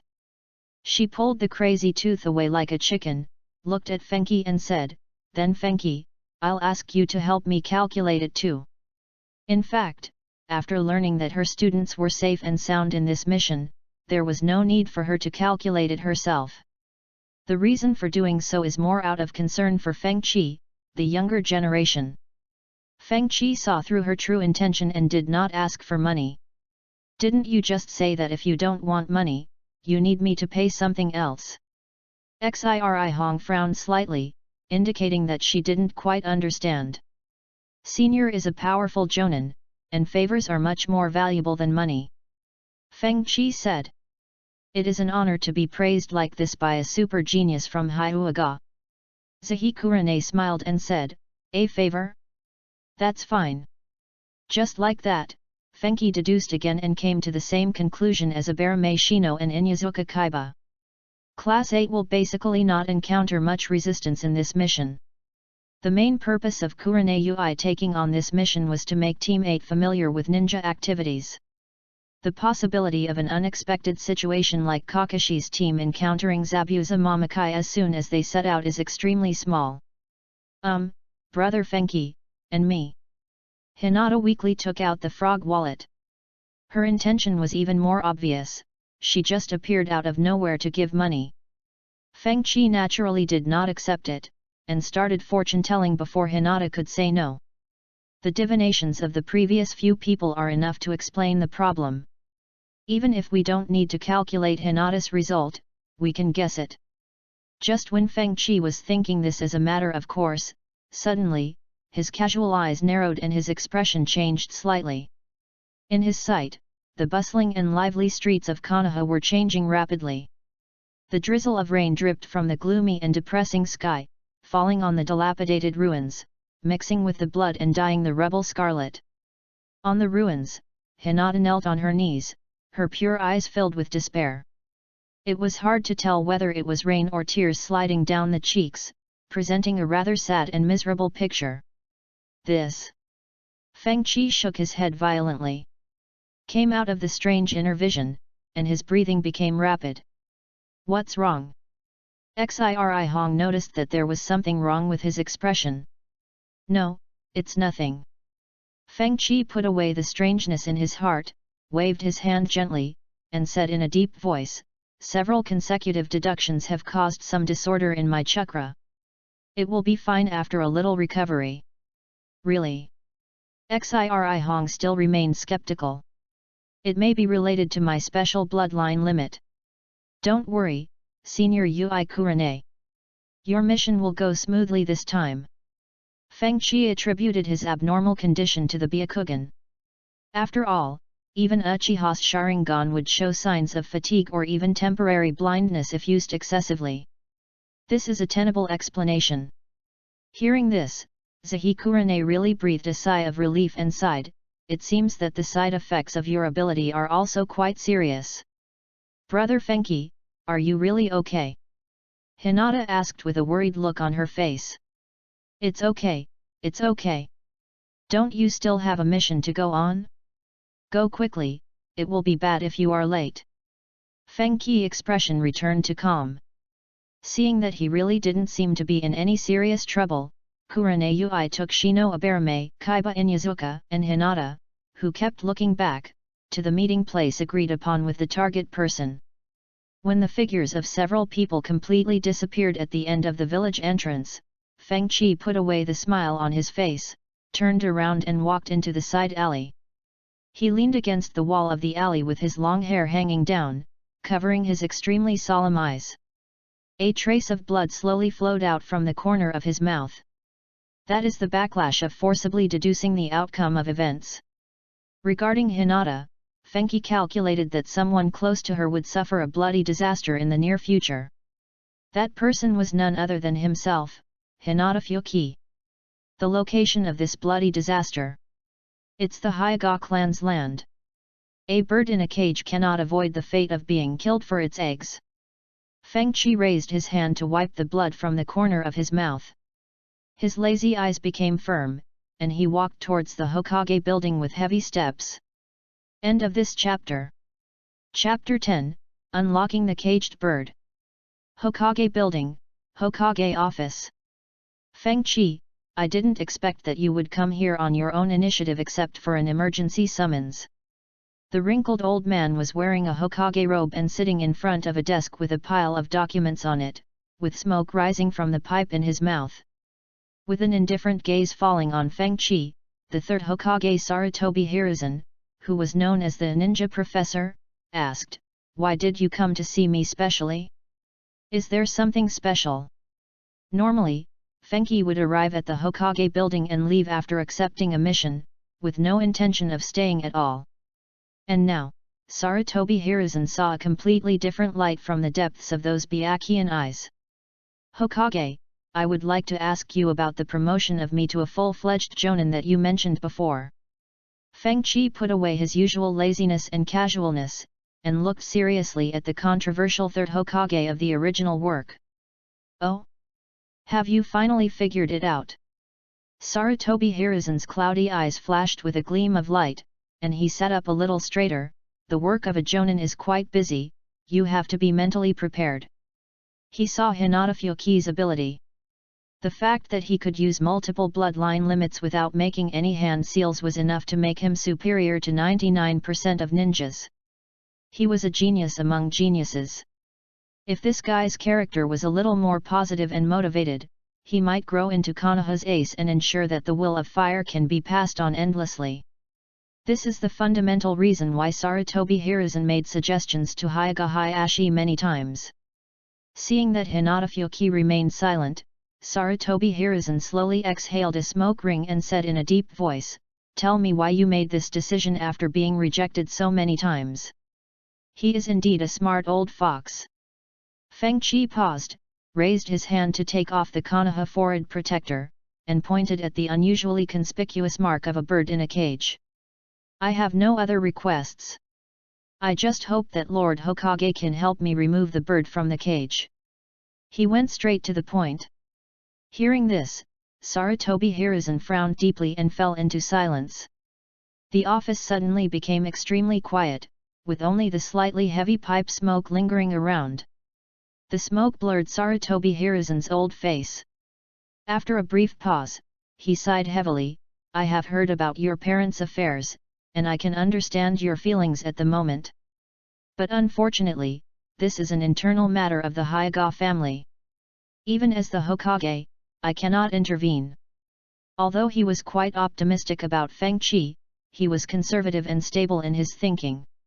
Obviously, he was not aware enough to shake the iron rule that the big family had maintained for countless years.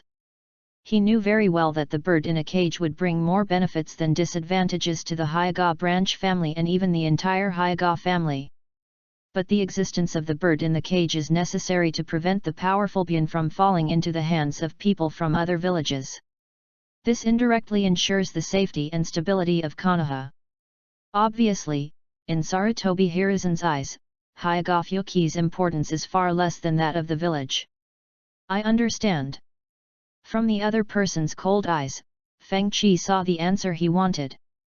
Excessive explanations were futile, and having made up his mind, he turned and left. "Go back and think about it carefully. A bird in a cage cannot restrain the will of fire." Sarutobi Hiruzen's deep voice came from behind him. Fengqi did not stop, he was firm and decisive. Wherever the leaves are flying, the fire is endless. What Sarutobi Hiruzen wanted to tell him was that the sacrifices of the older generation were not meaningless, and that one day they would inspire the young to grow better. But Fengqi, as a time traveler, does not have that kind of awareness. How can he make sacrifice when he does not even have the right to fly freely in the sky? After leaving the Hokage building, Fengqi returned to his residence.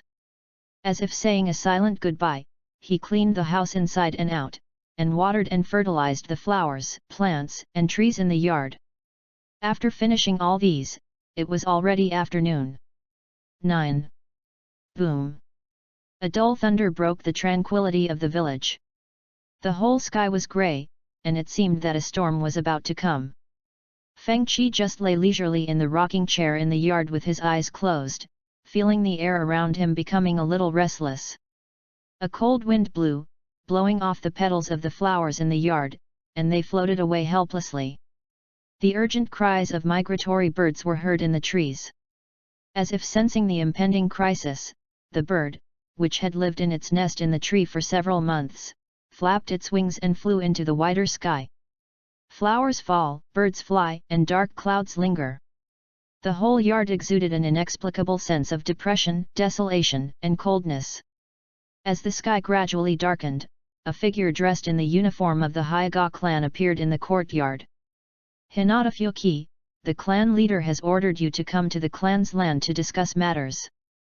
The main family's jonin came in front of Fengqi, his empty eyes showing no emotion. "Let's go." Fengchi didn't ask any more questions. He dusted himself off and stood up calmly.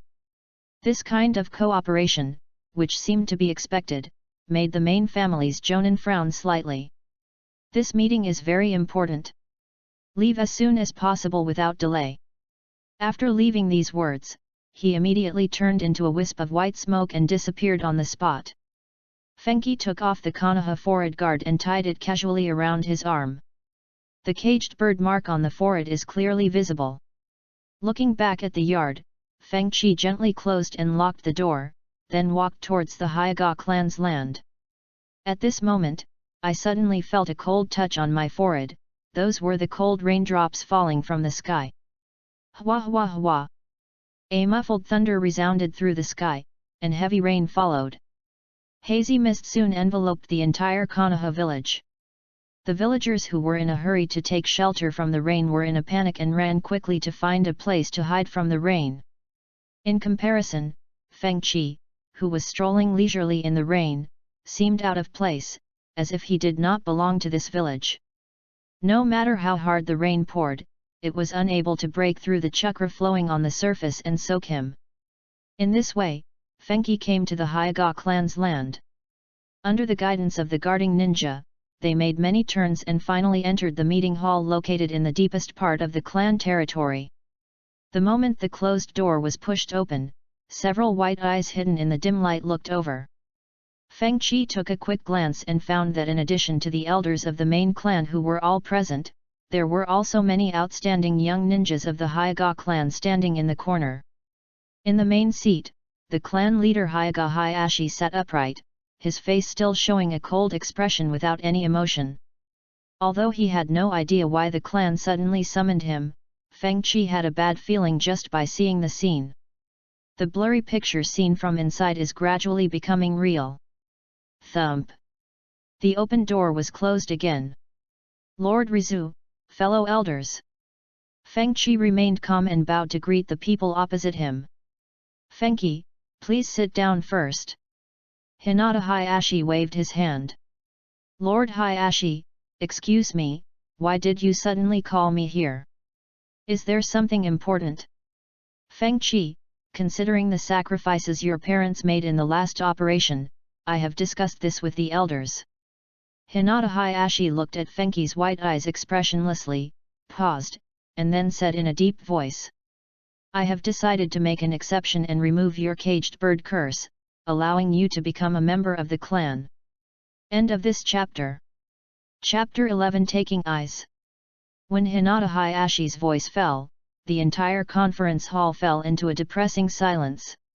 Fengchi, who was sitting alone opposite, was met with countless pairs of cold stares. Forget it, Hayashi-sama. We are all members of the Hyuga family. I feel that it is fine as it is now.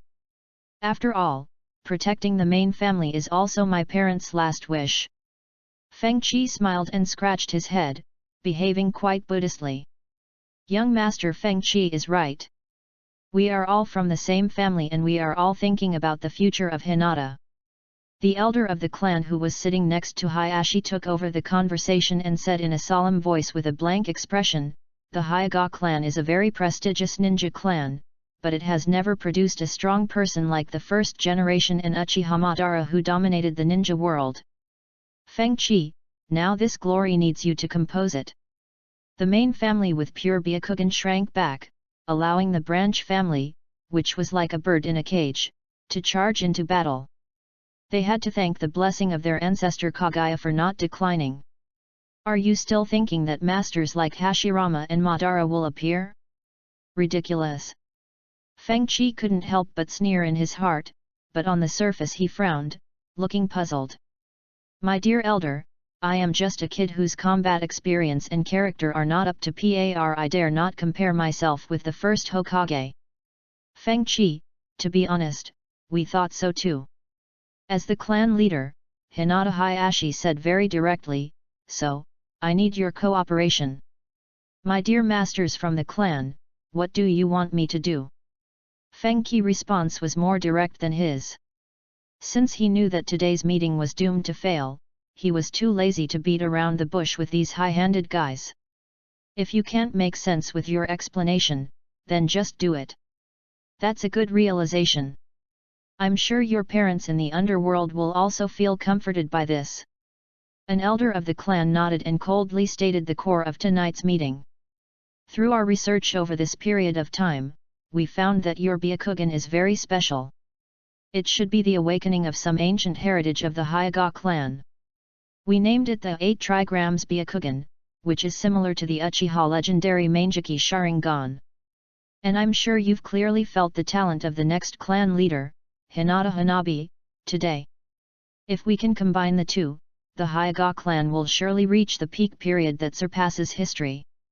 After saying this, a look of madness and fanaticism emerged on the face of the clan elder, as if he had imagined the beautiful scene of the Hyuga clan dominating the ninja world under the leadership of Hyuga Hanabi.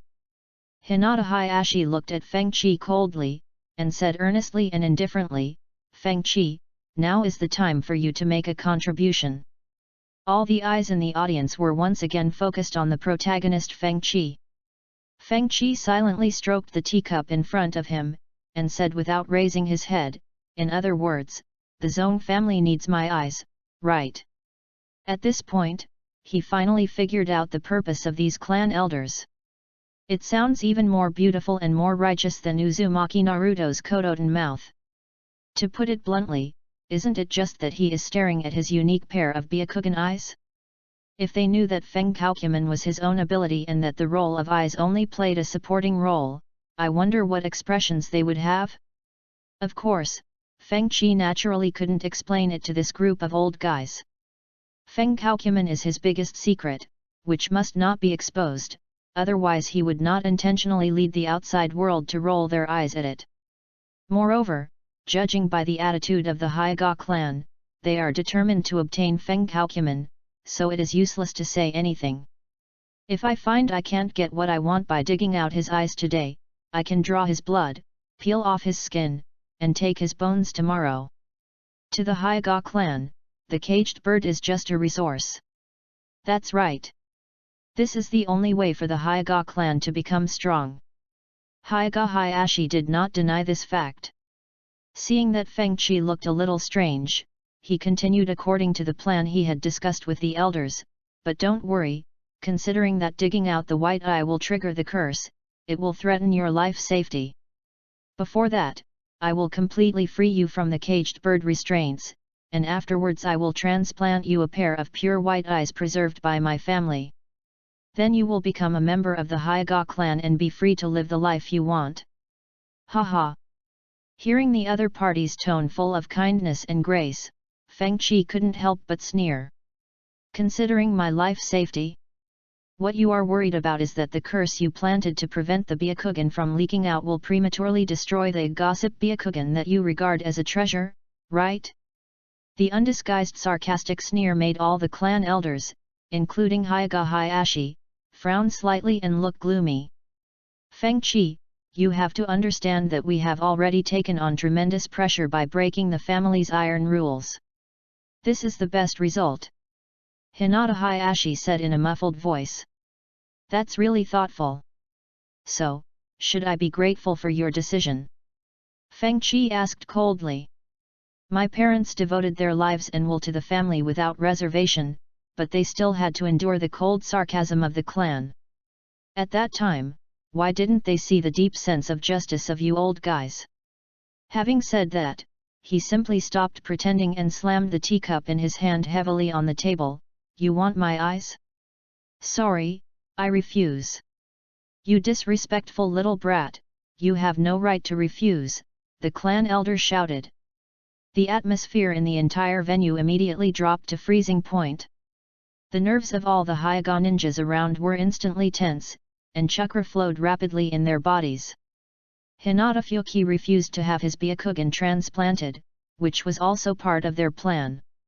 From the moment he walked into the room, it was destined that this was a demand with no room for negotiation. Fearing that forcibly activating the caged bird would injure Bagua Byakugan, the clan elder slammed the table and stood up, unleashing a massive amount of chakra without reservation. The soft fist Bagua diagram quietly emerged under his feet. Buzz! The other clan elders and Hyuga ninjas followed closely behind, making the soft fist starting movements almost at the same time. The powerful and restless chakra instantly filled the entire dim room, carrying with it a huge pressure like a mountain, attacking the lonely Feng Qi, shaking him so much that all the nerves in his body trembled slightly. 10. Feng Qi, don't do stupid things. It is your innate mission to devote yourself to the clan.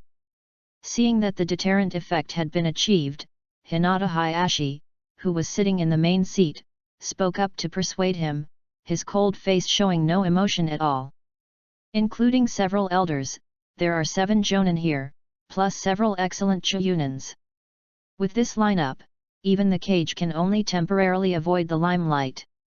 Faced with such a huge gap in strength, he felt that Feng Qi should make a rational choice.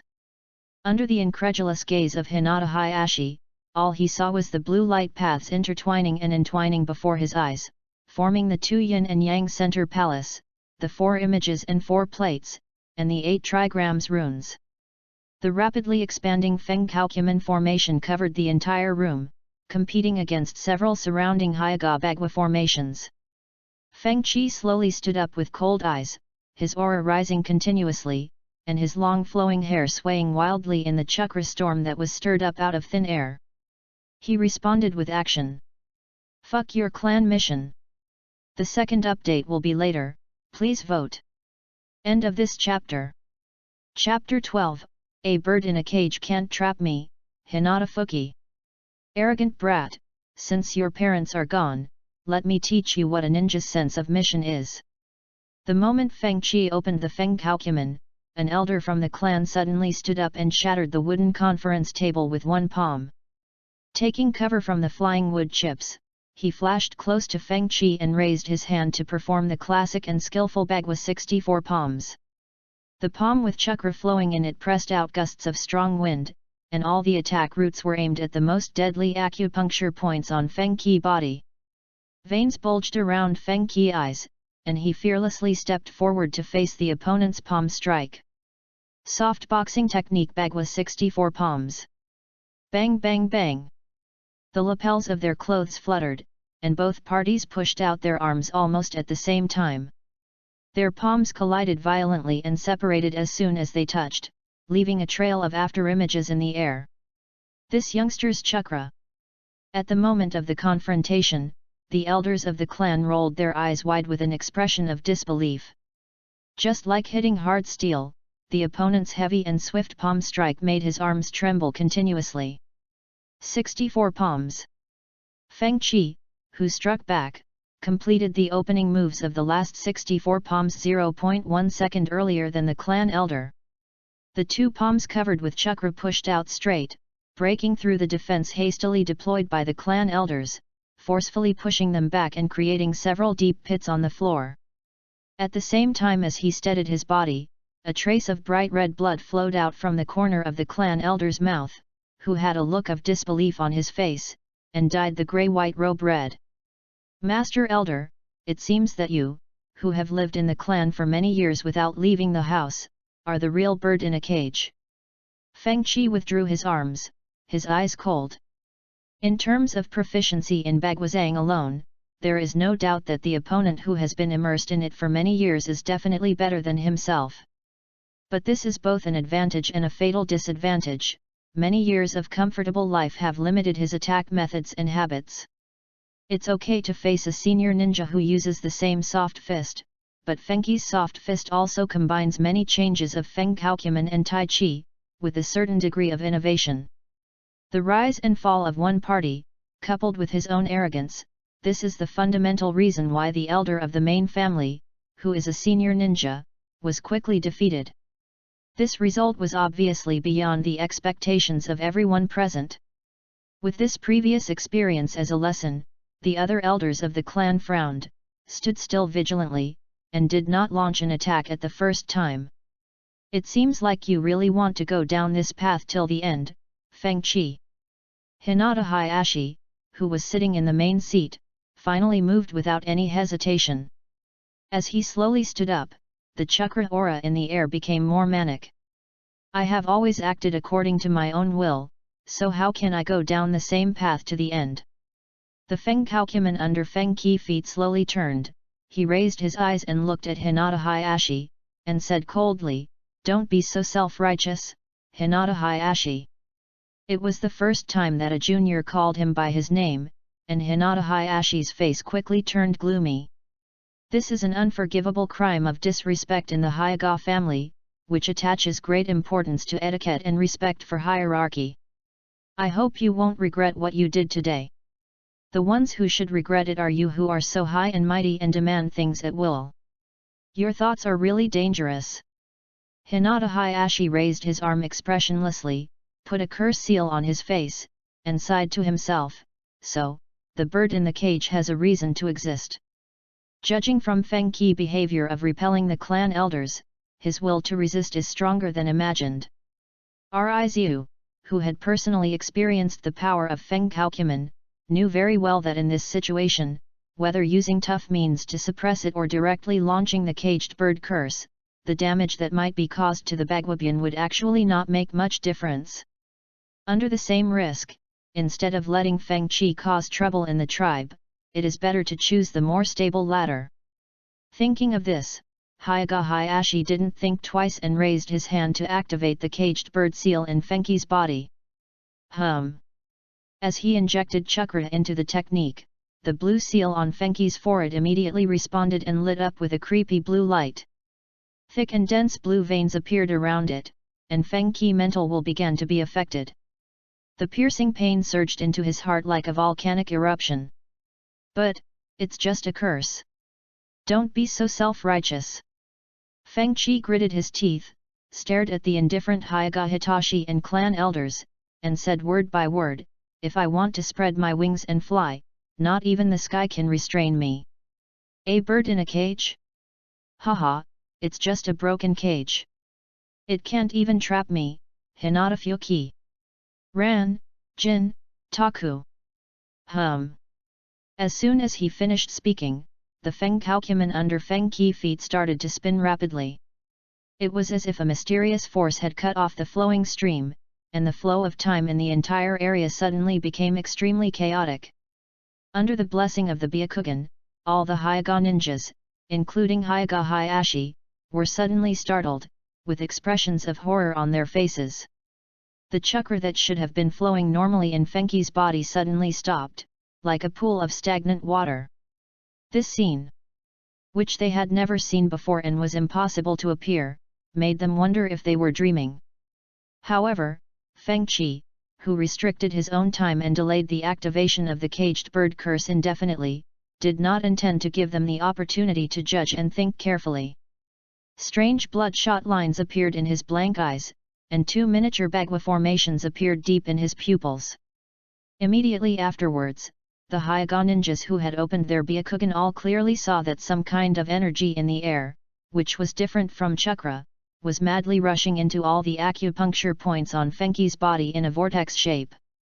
The most intuitive change brought about by this phenomenon is that the special formation diagram that emerged under Fengqi feet expanded in all directions at a speed visible to the naked eye. Soon, the formation exceeded the coverage of the meeting hall and covered nearly half of the clan's land. Realizing that tonight's situation was doomed to end badly, Fengqi finally stopped suppressing his desires. He completely liberated himself, absorbing chi chakra without restraint, and allowing the side effects of Fenghou to continue to erode his spirit and will. Just as he had decided before, it is better to die in glory than to live in disgrace.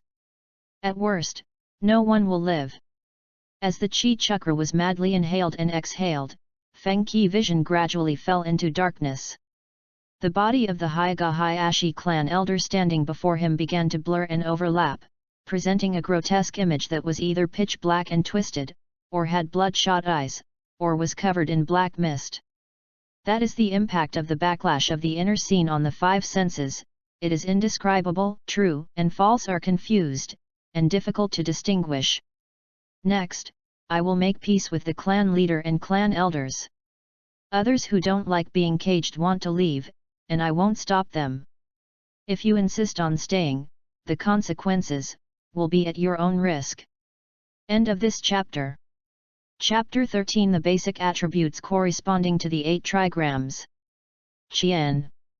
It represents the sky, symbolizing the self-improvement and constant initiative of the sky.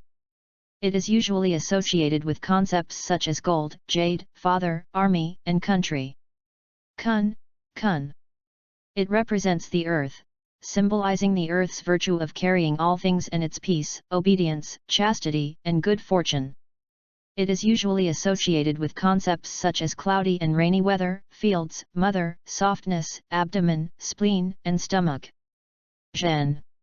It represents thunder, symbolizing the sound of spring thunder and the vibration of the ground.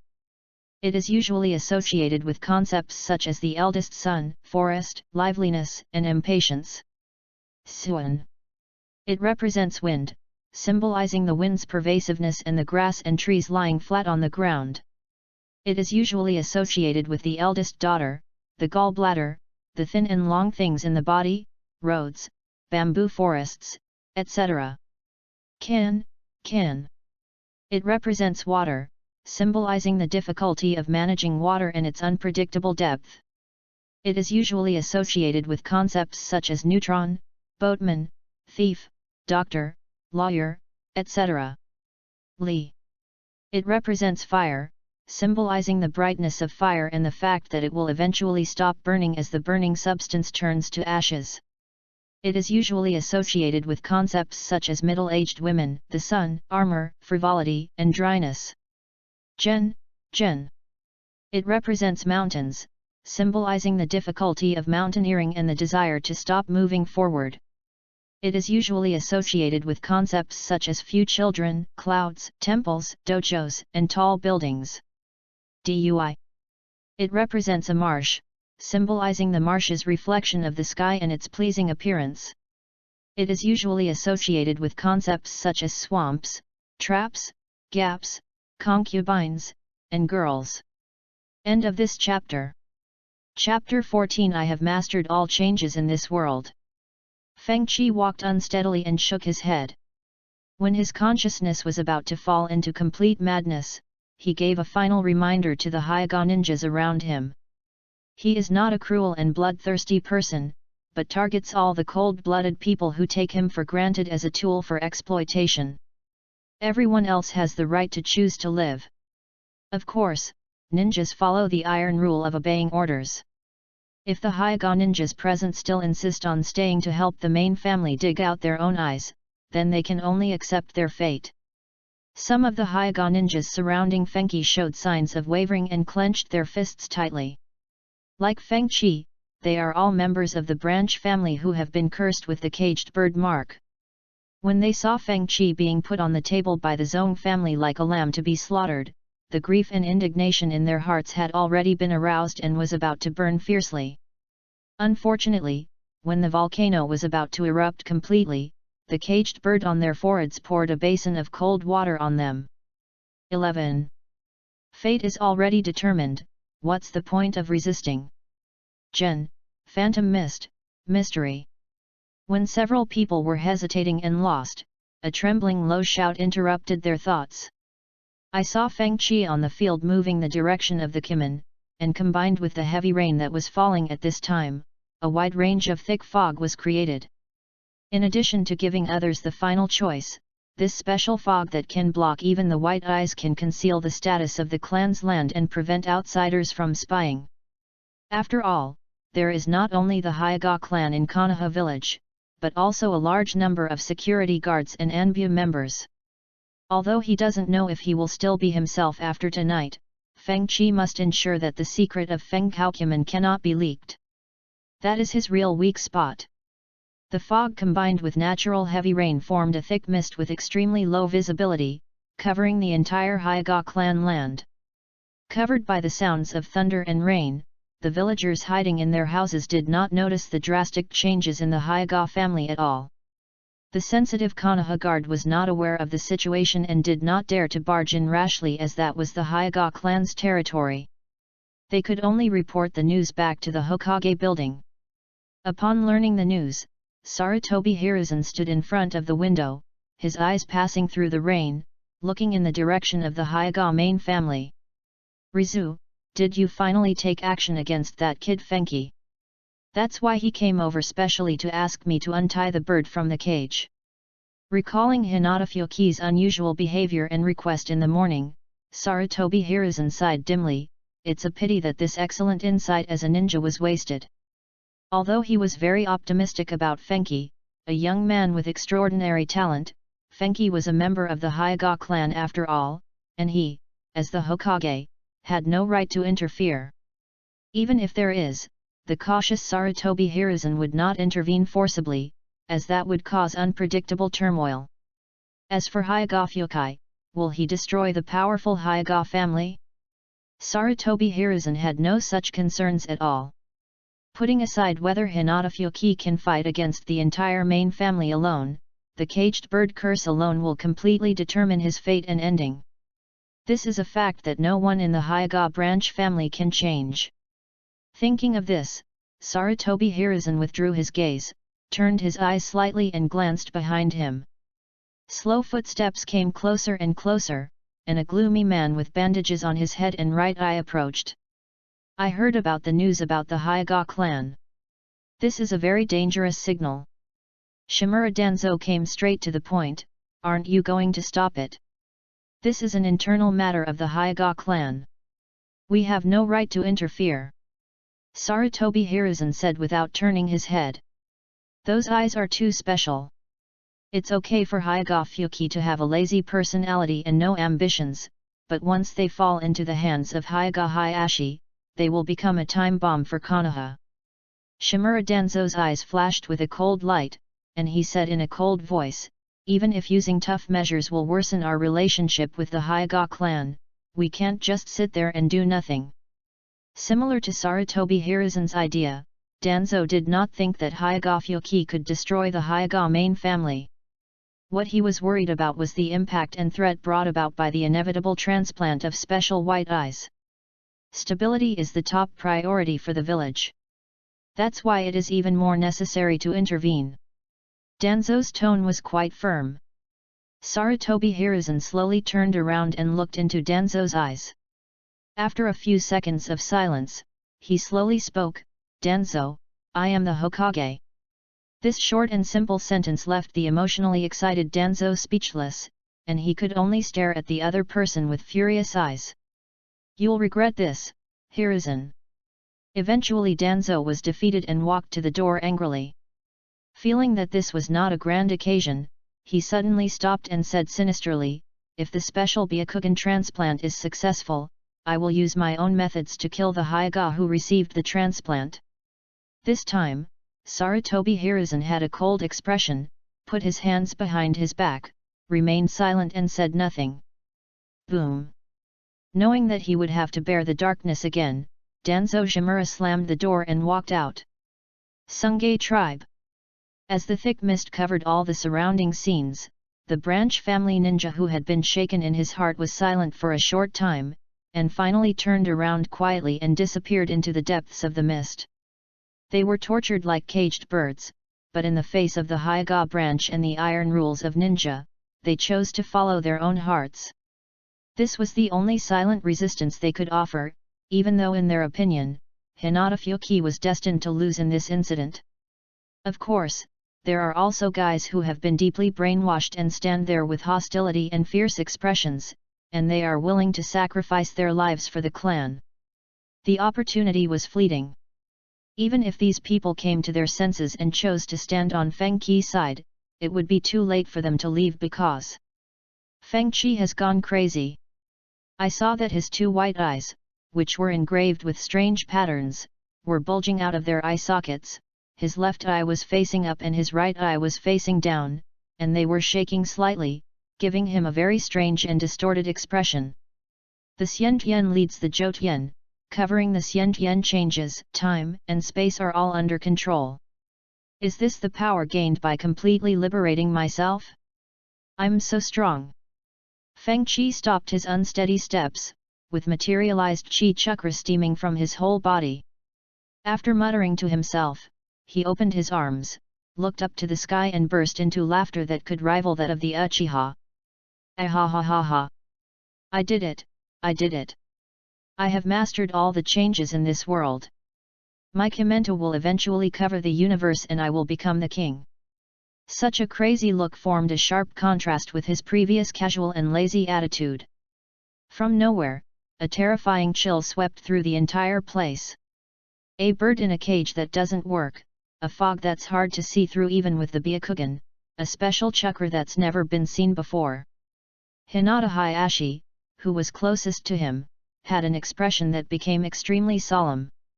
Looking at Fengchi, who looked like a ghost, for some reason, the night of the Uchiha clan extermination a few years ago suddenly appeared in front of his eyes.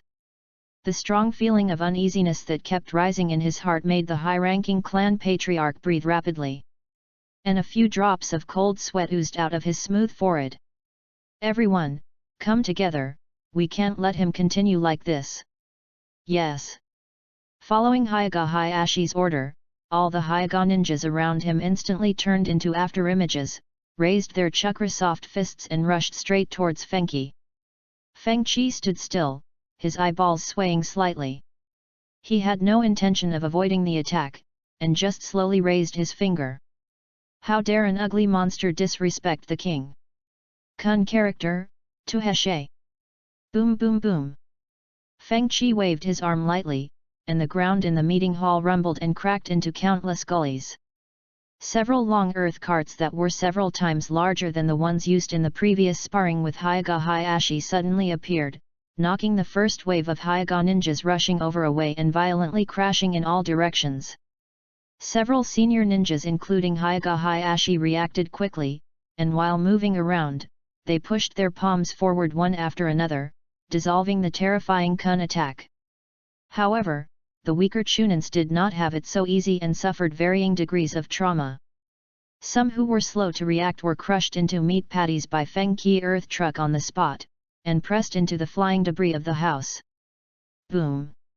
The long earth truck continued to move with unabated force, smashing the entire meeting hall into pieces, causing it to collapse with a loud bang. The cold raindrops fell on everyone's face, covering up the billowing smoke and dust raised by the collapsed buildings, but it could not suppress the increasingly tense and solemn atmosphere in the air. End of this chapter. Chapter 15. Do you want to dance too? The outskirts of the clan's land. Countless Hyaga clan ninjas gathered here. Hearing the loud noise coming from the depths of the water mist, both the main family members and the branch family members felt uneasy. Since this Byakugan transplant operation was not a very glorious undertaking, long before the plan started, Hayashi Hinata ordered that no one was allowed to enter without permission. Therefore, even though they had many questions in their hearts, these ninjas did not dare to easily step into the source of the water mist that even the Byakugan could not see through. They have only one mission, which is to ensure that no external factors will disturb the clan leader and elders inside. At the front of the crowd, Hinata Hanabi stared blankly at the hazy mist, her brows slightly frowned on her cute and determined little face, appearing a little worried. She had an inexplicable bad feeling. Master Hanabi, don't worry. This is the Hyaga clan's territory. With the clan leader here, nothing bad will happen. Next to her, Hinata Natsu, wearing a maid outfit, had a gentle look on her face as she held an umbrella for Hinata Hanabi to block the heavy rain that showed no signs of stopping. Hinata Hanabi nodded slightly. But deep in those pure white eyes, there was still a hint of uneasiness. At this moment, several branch kainens with the caged bird mark on their foreheads slowly walked out from the depths of the mist. Their expressions were depressed and they looked distraught. They did not use chakra to protect their bodies and allowed the cold rain to invade their entire bodies. Just like the dead heart at this moment. Hey! What happened in there? What's going on? What's with this weird fog and the loud noise just now? Why are you the only ones out? Where are Lord Rizuki and the other elders? The ninjas, full of doubts, walked forward quickly and started asking impolite questions as soon as they met. The branch family ninja raised his head and glanced at his fellow clansmen who were approaching. The other person's forehead is smooth and clean. 12. Faced with increasingly urgent questions, Everyone lowered their heads with indifferent expressions and remained silent. Almost without any pause, they walked on their own and passed by the main family ninjas present. "Hey! I have a question for you." The main family ninja couldn't help but feel annoyed, and his tone became even heavier. One of the branch ninjas slowly stopped. "The clan leader and the elders will be fine. Once this thick fog clears, you will know the answer." After saying this, like everyone else, he no longer had any intention of staying in this dirty place, and disappeared on the spot as a shadow. Damn it! The main ninja couldn't help but curse. Deep in the mist, the core of the clan's territory, Fengchi stood arrogantly on the ruins with his long hair loose. The surrounding ninjas formed a soft fist formation and surrounded him. "Damn you, Hinata Fengchi, you actually dared to kill your own compatriots!" The nearest elite Chunin roared, rushed to Fengchi, tautly slapped his palm with chakra flowing on it towards Fengchi's head. Fengchi lowered his head, not even looking at the other person directly. Relying on the almost all-round vision of his Byakugan, he just swayed his body lightly and avoided the elite Chunin's sharp and vicious palm strike. "What?" The elite Chunin was startled. His outstretched arm was caught by Fengchi's strong and powerful palm and held tightly. When he came to his senses and was about to break free, Fengchi's fist, with explosive force, landed silently on his Zinja point, heart. Boom! The seemingly random punch contained an extremely terrifying force. The force penetrated his body on the spot and shook the misty water fog behind him suddenly clear. The elite Chunin's bones were instantly shattered, blood spurted from his mouth, and he fell into the mud in the distance like a piece of rag. While Fengchi was using lightning speed to get rid of the ninja, several dark shadows suddenly appeared around him. "Other ninjas are coming to kill us." Push palm, chop, soft fist. The intensive close-range attacks instantly filled Fengchi's field of vision and rapidly magnified in the depths of his twisted pupils. "Haha, do you guys also want to dance like that guy just now? Then come on." Fengchi superimposed the Kimen formation diagram on the Ruquan formation diagram under his feet and shook his body casually to avoid the palm strike that was about to hit his face. He just pointed two fingers at the acupoints on the opponent's arm, and the opponent immediately let out a miserable howl. The moment he did this, Fengchi didn't even need time to think. He leaned back slightly to avoid the knife that was slashing towards his neck. The hand knife wrapped in chakra quickly passed a few centimeters above Fengchi's eyes. After cutting off a few strands of hair, the angle of attack changed strangely, and turned to hit the other person's throat. Fengchi gently flicked the opponent's arm with his palm, and used his clever strength to perfectly change the trajectory of the hand knife. Possessing white eyes that allow for all-round vision and being within a strange formation, he possesses extremely keen perception abilities. Now with the surging chi chakra, ordinary ninjas really have no room to resist. Bang bang bang! Accompanied by a muffled sound almost at the same time, the elite Chunins that had gathered around flew backwards. After just a few encounters, all the important acupuncture points on their bodies were crushed, and they collapsed powerlessly in a deep pit mixed with water and soil, either dead or seriously injured. Ha ha ha ha! Too weak, too weak, too weak! Who else? You monsters, just come over here together. It's 1 against 8. I have the advantage. Blood and rain soaked Fengchi's long hair. The messy black hair stuck to his handsome face, leaving only 2 creepy white eyeballs exposed. Not far away, Hyuga Hayashi and the other clan elders and the Hyuga Jonin gathered together. The attack by the elite Chunin just now was just a test for them to test Hinata Fuki's current condition and combat ability. Also known as cannon fodder. What do you think, Rizu? What's going on with this bastard? Can our Byakugan really evolve to this level? An elder of the clan looked embarrassed. As someone who had been ruling the Hyuga clan behind the scenes for decades, he had never seen or even heard of his own Byakugan displaying such terrifying power. Even the extremely mysterious Mangeki Sharingan in Uchiha legend is not so bizarre, right? I'm not sure, but one thing is clear, the possibility of us getting it without damaging the special white eyes is very slim. Hinata Hayashi stared closely at Fenghou, who had changed his personality, with an extremely solemn expression.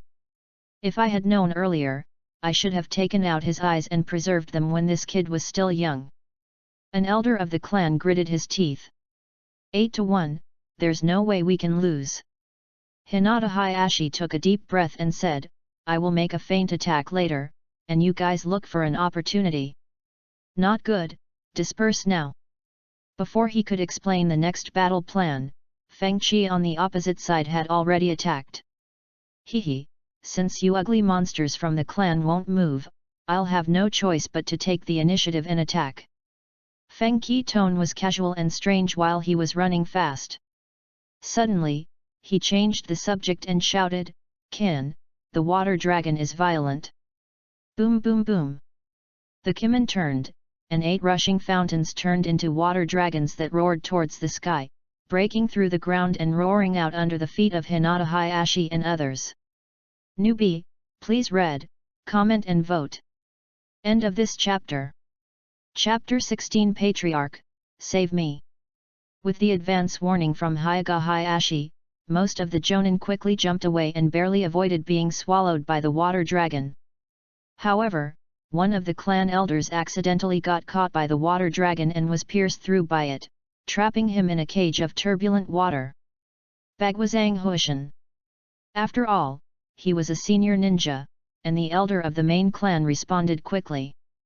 The moment he was submerged by the water dragon, chakra gushed out of the acupuncture points all over his body, and his body spun at high speed to form an absolute defense, cutting the water dragon in half. Hehe, he's just a kid who awakened a special eye. I thought he could deal with those Chunins just like that. The clan elders who were in absolute defense were complacent.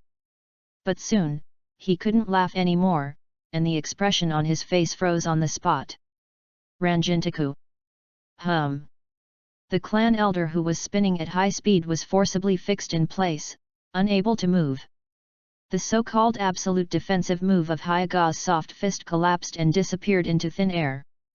Although the now insane Fengqi was unable to hold down a Jonin with strong chakra for a long time, even a few seconds would be enough to kill the opponent several times.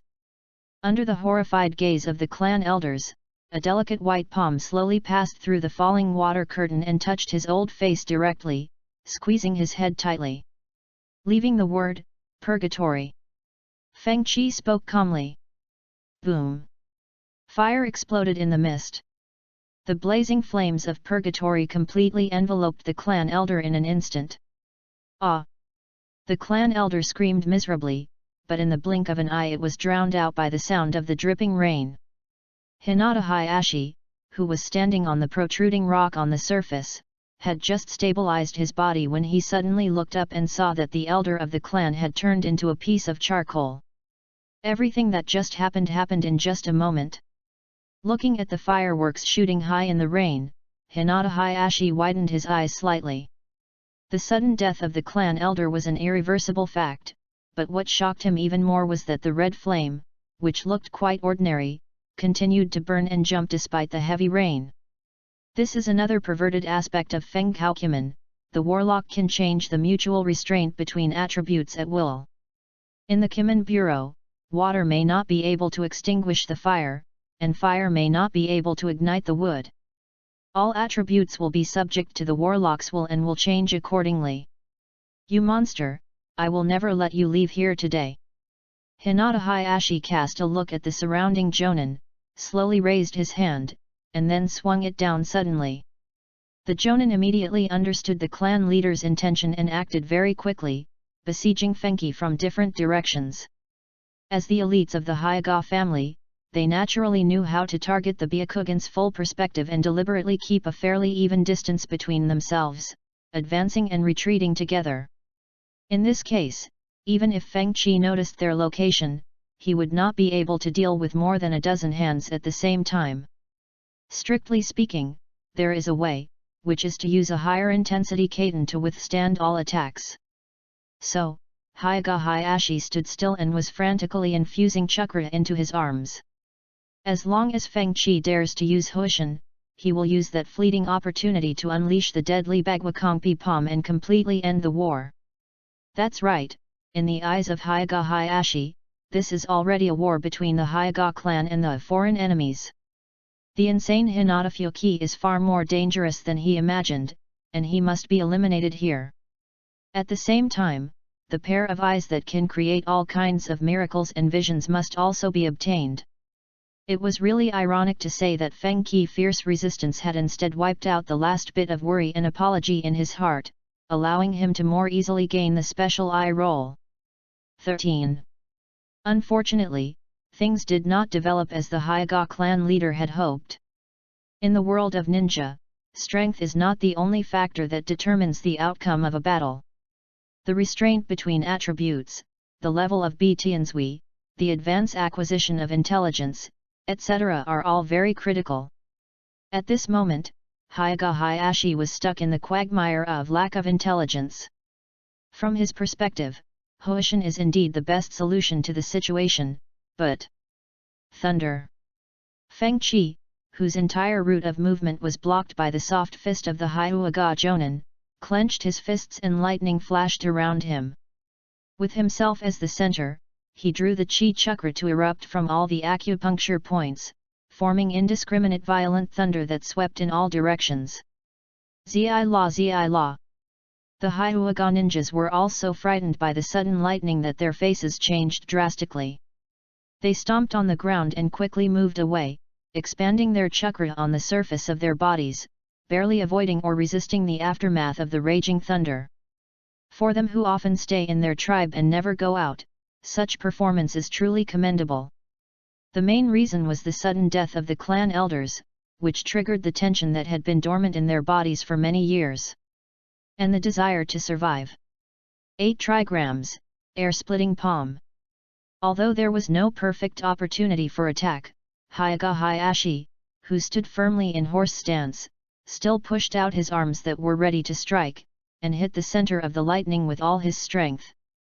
This is a necessary measure to cover other jonin, and it is also a great opportunity to severely damage Feng Qi. The shock wave from the remote attack broke through the water mist, shattered the electric arc, and attacked Feng Qi with destructive energy. Soon, violent wind tornado. Feng Qi quickly summoned a hurricane to block in front of him, trying to change the attack path of the air-split palm. However, time was too short after all. The aftermath of the empty palm strike hit his shoulder, causing him to retreat repeatedly, with blood flowing from the corner of his mouth. It's now! Hyuga Hayashi shouted loudly, and all the Hyuga ninjas who had retreated gritted their teeth, exerted force with their legs, and rushed towards Feng Qi again. Haha, monsters can also run like ninjas. In Feng Qi vision, these ninjas were just a bunch of strange-looking black creatures. He let the blood continue to flow from the corners of his mouth. Don't move, stop. Dui means deep pond and swamp. Whoosh whoosh.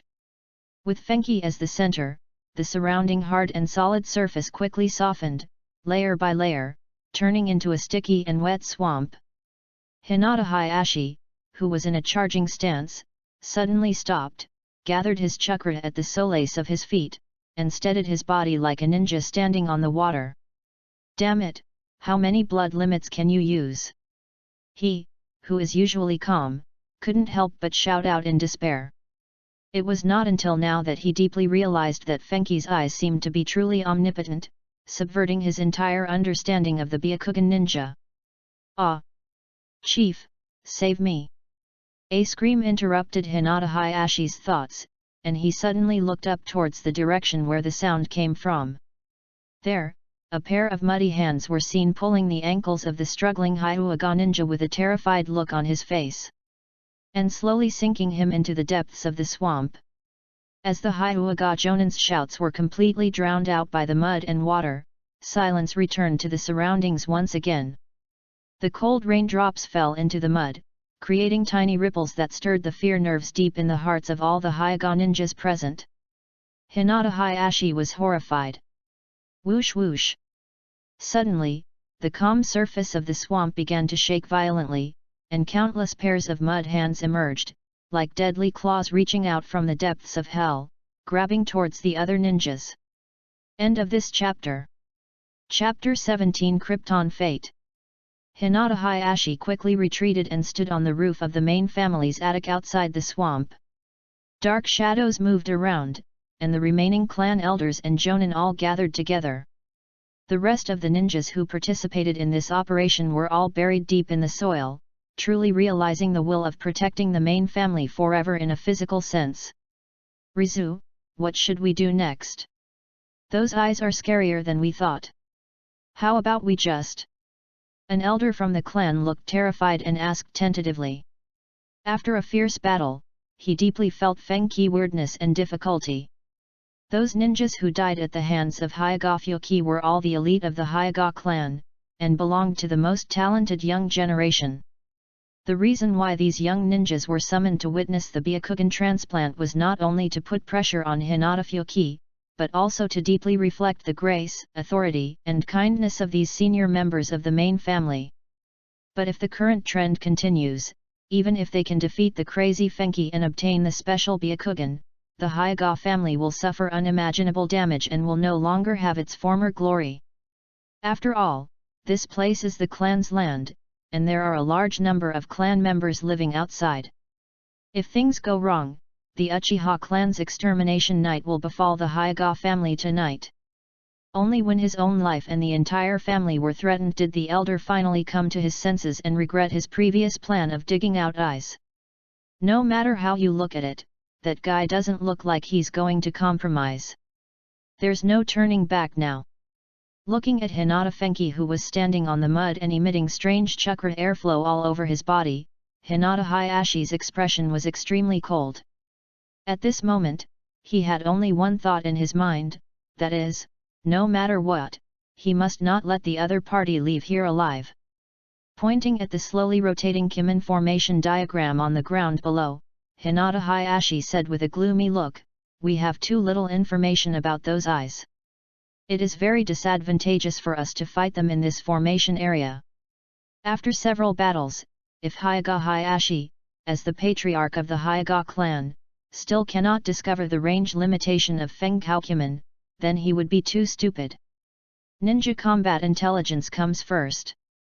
Therefore, Rizu, who had basically grasped the nature of Fenghou's power, prepared to avoid its edge and withdraw from the range of Fenghou Kimen formation. Since they alone cannot take down the mad Hyaga Fyoki, they will reveal the relevant information to other members of the tribe, unite the strength of the entire Hyaga tribe, and completely wipe out this scourge. As for other forces in the village that were eyeing him covetously, he no longer had the time to care about them. After receiving the order from the clan leader to evacuate the range of the formation, the clan elders and senior ninjas all had firm expressions, ready to die to protect the clan members. The irony is that they haven't realized one thing until now, that is, Fengchi had no intention of hurting innocent people from the beginning to the end. All he wanted was to marry a beautiful wife and live his ninja life in comfort and simplicity. It was the greedy clan that did whatever they wanted that created the current irreversible situation. On the field, Fengchi, whose mental consciousness sank into a deeper illusion, became even more confused and crazy. His twisted white eyes looked at Hinata Hayashi and the others on the edge of the swamp. He paced unsteadily on the spot, muttering to himself. How could this happen? Why can't it continue to spread? I, who clearly understands all the changes in this world, should be able to cover the entire world with the formation diagram, right? Pupil power, eyes. Yes, it must be, because my eyes are not pure enough. If I can evolve into the strongest samsara eye, I will be able to do anything. Ha ha ha ha. I was wondering why I ended up here for no apparent reason. Turns out you guys are the ones who want to sacrifice your eyes. Countless blue veins bulged around Fengqi's eyes, spreading to his entire face and neck. He stared at the pair of pure white eyes of Hinata Hayashi in the distance. The chakras swirling around him became more ferocious and violent. The moment he met such a creepy gaze, Hinata Hayashi felt his hair stand on end. We can't delay any longer, Hinata Fenghou has gone completely crazy, retreat. Whoosh! As soon as he finished speaking, he turned into a shadow and rushed out into the depths of the clan territory. The two clan elders looked at each other and followed closely. Want to run? Stop right there, your eyes are mine.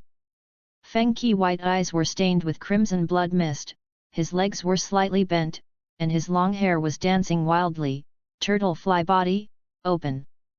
The turtle fly body is a special means of improving the body's efficiency in all aspects at the cost of burning one's own life. Strictly speaking, this technique, which is similar to the 8 Gates ninjutsu, is not actually an ability of Fenghou.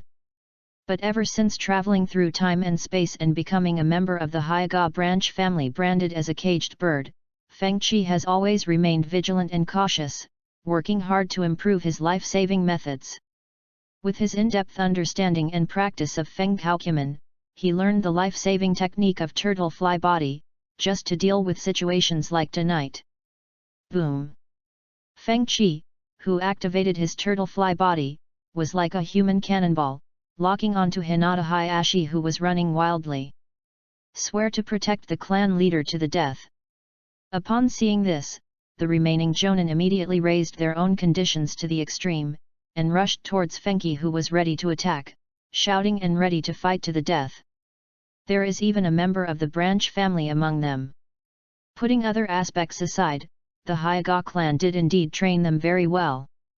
A white eye of slightly lower purity? Haha, it's not bad. The irrational Fenghou obviously wouldn't care so much. Since someone offered it to him, he would accept it. Soon, the tree world is coming. Buzz! Thick tree roots rose from the ground, tearing apart all the buildings within range, and the entire area rumbled. Soft fist technique, Bagua palm to restore heaven. The senior ninjas shouted in unison, trying their best to break through the tree root barrier and fight with the crazy Fenghou. 14. The violent fist wind dispersed the surrounding water mist, revealing the ruins all over the ground. The splattered blood dyed the core of the tribe's land, which was mixed with rain and mud, red.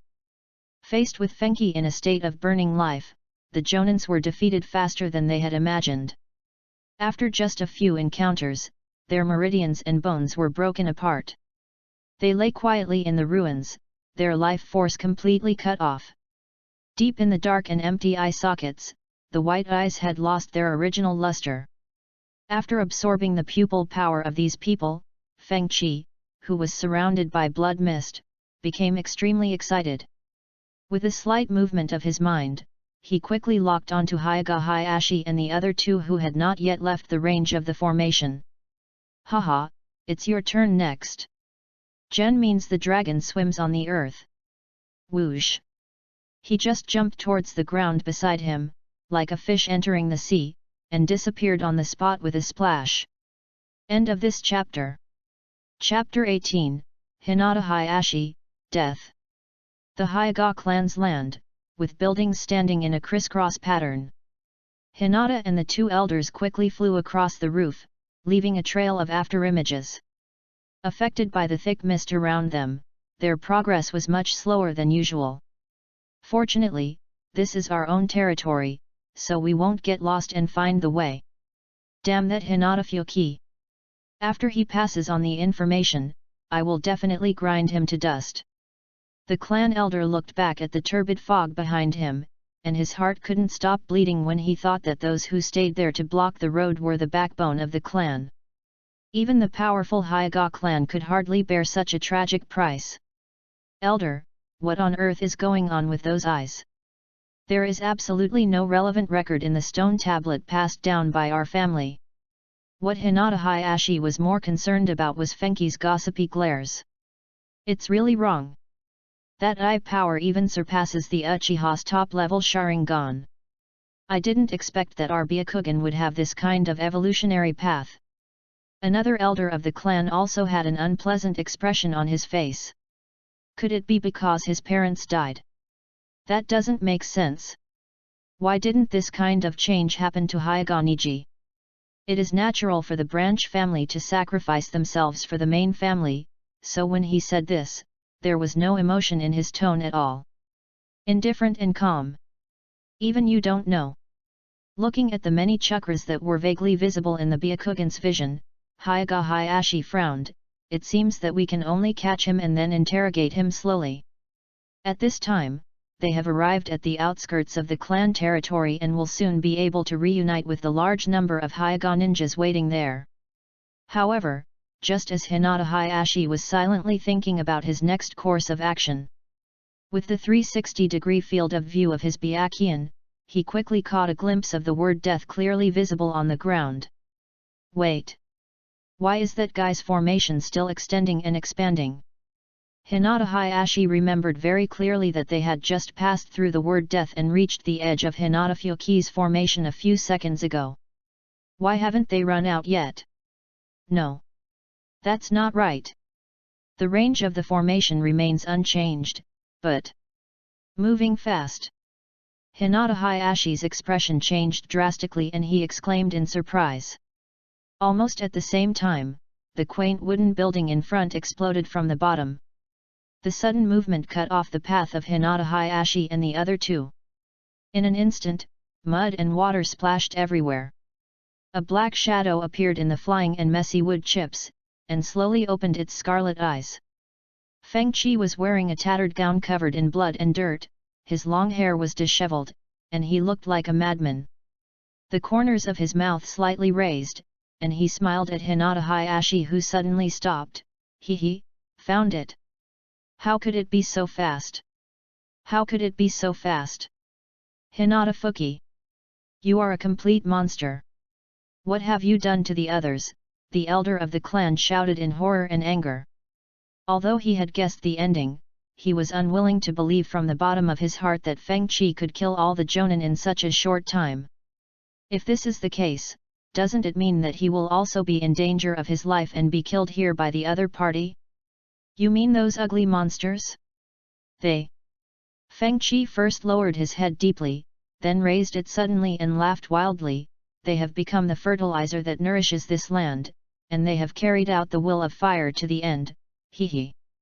His words completely shattered the last glimmer of hope in the clan elders' hearts. You monster! You called me here so that I could offer you my eyes. Now, give them all to me. Feng Qi, who was still giggling foolishly the previous second, suddenly had an extremely ferocious and violent look in the next second. Kun character, the earth and river carts dance wildly. Boom boom boom. Countless real dump trucks rushed out from the ground and roared towards Hinata Hayashi and the other two. The two elders of the clan who had seen this move before looked at each other, reached a consensus immediately, and flashed to block the left and right sides of Hinata Hayashi. Back to the days. The two of them released all their chakra at the same time, forcibly tearing a gap in the encirclement of the earth dragon. Hizuki, go! The world of ninjas does not have so many passionate ties, but rather a cold and ruthless focus on profit. Hinata Hayashi was this type of ninja. Even before the elders of the main clan spoke, he bent his body slightly and rushed quickly towards the opened dirt passage. However, just after taking 2 steps, he was fixed in place by an unknown force. Ranjintaku. With his eyes only on Feng Qi who had become even stronger, it was natural that he would not let this piece of fat meat go easily. Monster! Your opponent is us. The two elders of the clan vowed to protect him at all costs, rushed to Feng Qi, raised their hands and performed the Bagua 128 palms, which surpassed the 64 palms. Faced with this desperate interception, Feng Qi had to untie the random gold ring on Hinata Hayashi's body and raised his arms to engage in a fierce physical confrontation with the two elders. Bang bang bang! The wind was blowing vigorously, and every palm strike was deadly, shattering everything around. In the desperate fight, the crazy Feng Qi, who was in the turtle fly state, had his left arm broken, and many acupuncture points on his body were blocked. Blood gushed out, dyeing his entire body red. The long-term waste of chi chakra has pushed his body to the limit, like a porcelain bowl about to break. However, in contrast, the heads of the two clan elders were violently smashed and they died on the spot.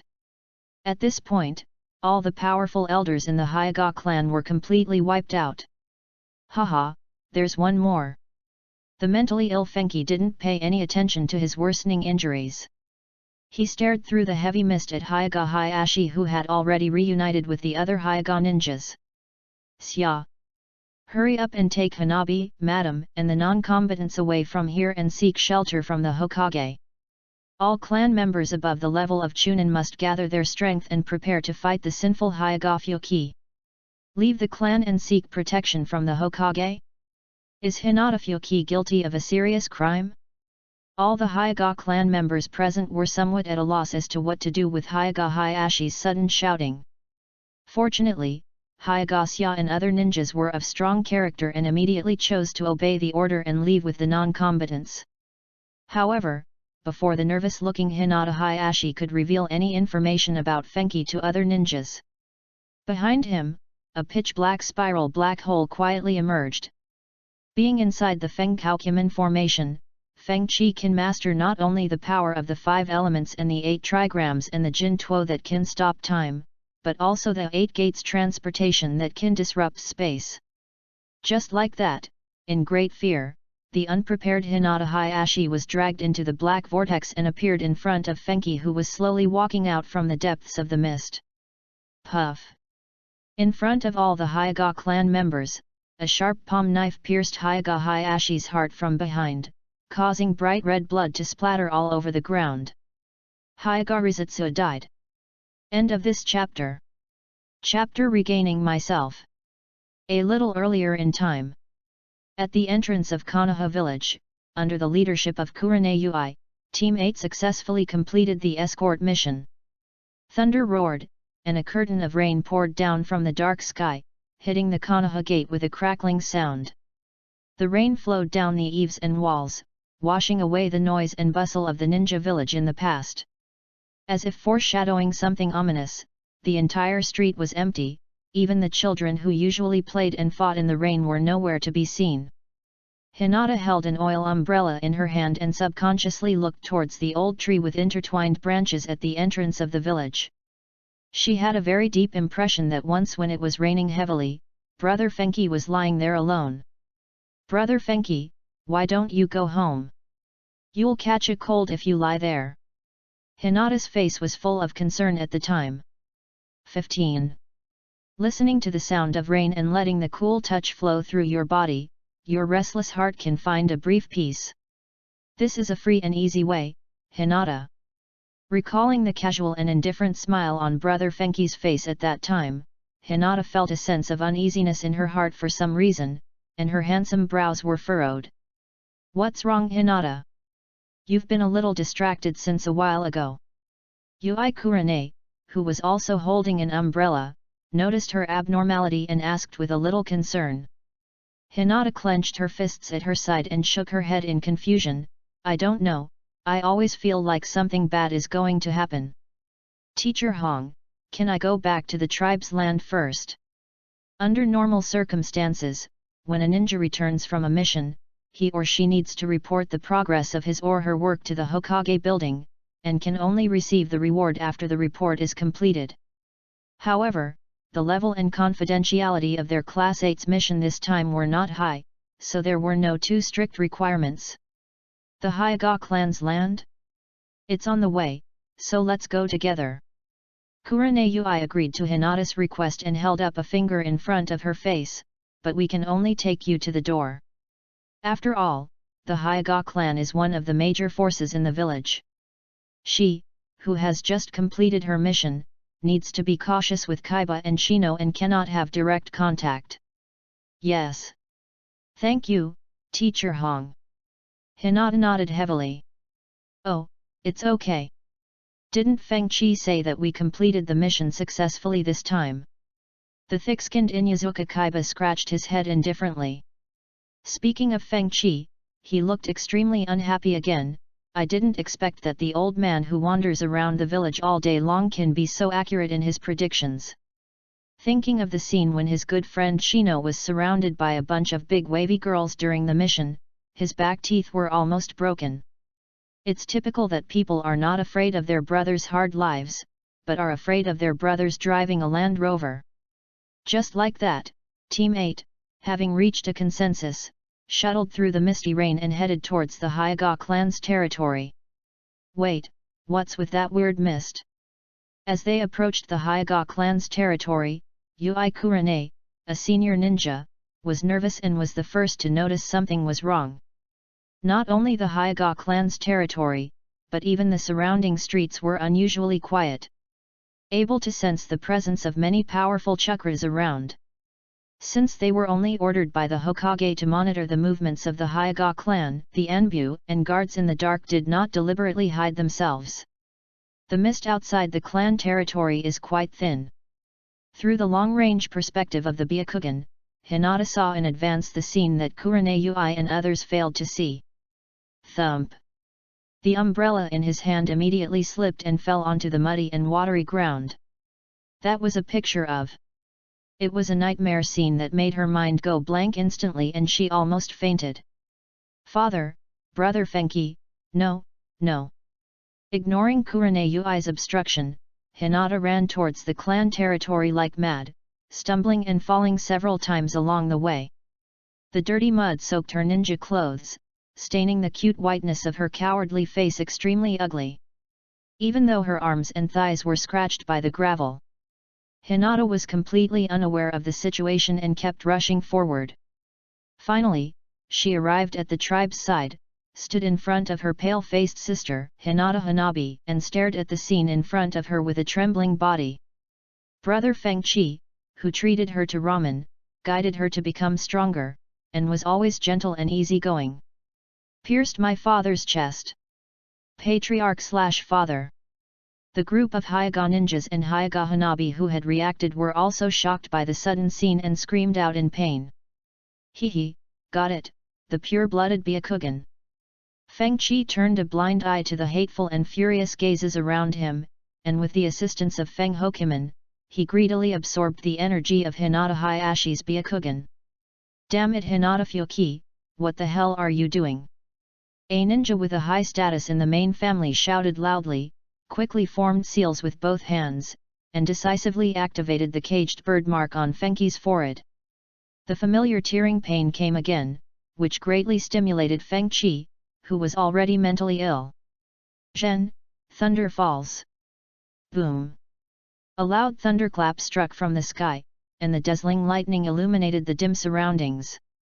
The ground trembled slightly, and when the other Hyuga ninjas looked on in horror, the main family ninja who tried to activate the caged bird was left with nothing but a charred deep pit that was gradually filled with mud and water.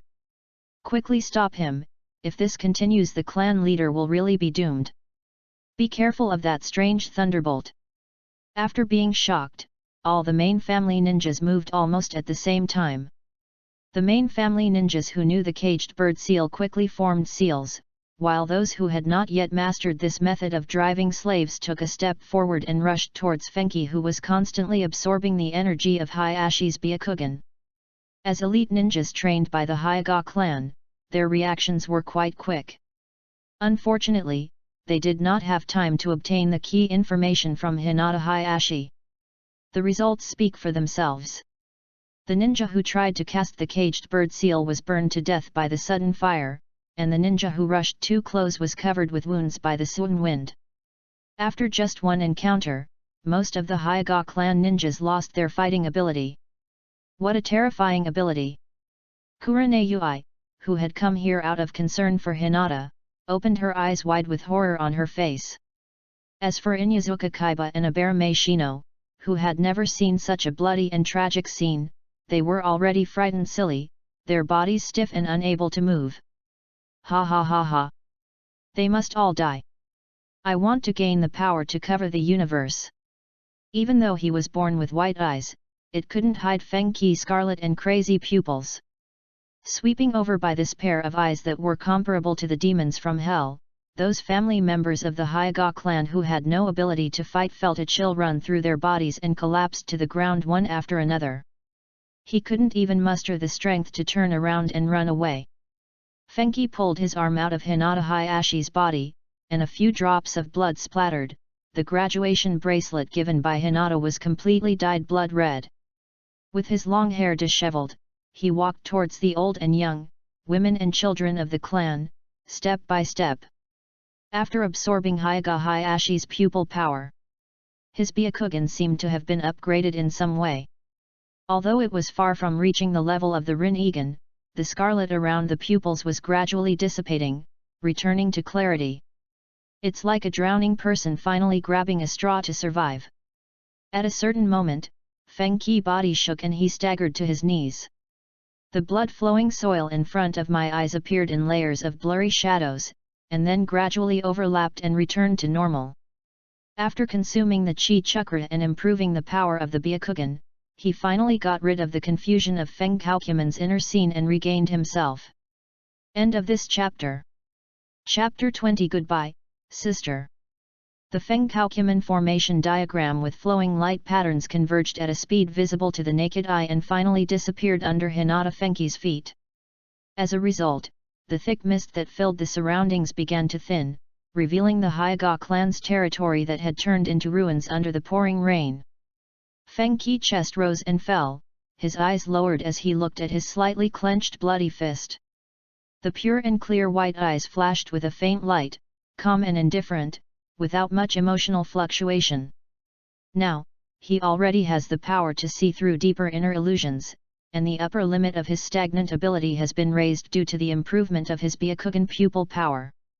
Rather than saying that he regained self-awareness, it would be more accurate to say that his previous creepy state of madness was just a manifestation of the expansion of his many desires deep in his heart. In other words, even if he had not been deceived by the inner scene, he would have killed those people from the main family who were high and mighty and wanted to seize things at will. From the moment Hyuga Hayashi asked him to surrender his Byakugan, the outcome was doomed to be a fight between two sides, one died and the other died. If you want to gain absolute power to consolidate your rule, you must bear the corresponding risks and costs. This is basic common sense in the ninja world full of greed and profit. Unfortunately, Hyuga Hayashi and those clan elders trusted too much in the slave contract they set, the caged bird curse. In the end, the goddess of luck is on my side, the Hyuga clan. Fenghui put away his chaotic thoughts and looked at the anxious Zong family members opposite him with a complicated look, as well as Hinata and Hanabi are two sisters. At this moment, 2 lines of tears were sliding down Hinata's mud-covered face uncontrollably. Emotions such as confusion, anger, fear, shock, despair, etc. are intertwined and ultimately buried by extreme grief. It is difficult for anyone to accept that the brother who loved and appreciated the most killed the strictest biological father. What's more, Hinata herself is a cowardly and timid person. Witnessing such a cruel scene made her spirit almost on the verge of collapse. In contrast, her younger sister Hinata Hanabi showed extraordinary calmness. She stood there in a daze, staring at Fenghui with her flawless eyes. No one knows what this little girl is thinking at this moment. Fenghui, why? Hinata's pupils lost their luster and she paced towards Fenghui in a daze. She wanted to know what had happened and whether this bloody place was just a nightmare. Hinata. Calm down, that guy is too dangerous now. Kurenai quickly pulled Hinata back and protected her tightly behind her, while staring at the figure slowly standing up opposite her with sharp and solemn eyes. Are you still the Hinata Fuki we know?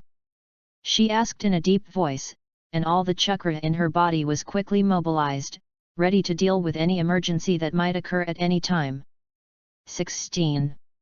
Although Fenghui no longer had the murderous intent he had when they first met, his ability to kill a large number of Hyuga ninjas with just a wave of his hand still made Yui Kurenai feel extremely fearful. This younger generation in front of him who was not interested in anything was even more powerful and terrifying than he had imagined. Fenghui stood upright in the rain, the dripping rain kept falling, washing away the strong smell of blood on his body, and it also seemed to be washing away all traces of his existence in the village of Konoha.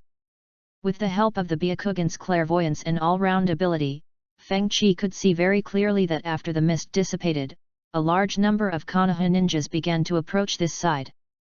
In the Leaf Village, where bloodlines and rules are valued, no reason can justify such atrocities as attacking and killing family patriarchs and elders. What's more, the destructive power he displayed has seriously threatened many forces in the village.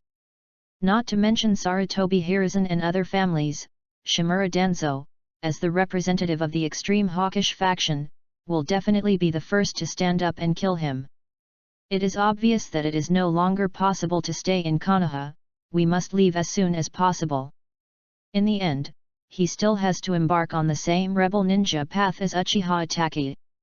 Thinking of this, Feng Qi sighed deeply, his eyes passed over Yui Kurane, and looked at Hinata, who was almost broken. I have always been myself, Yui Kurane senpai.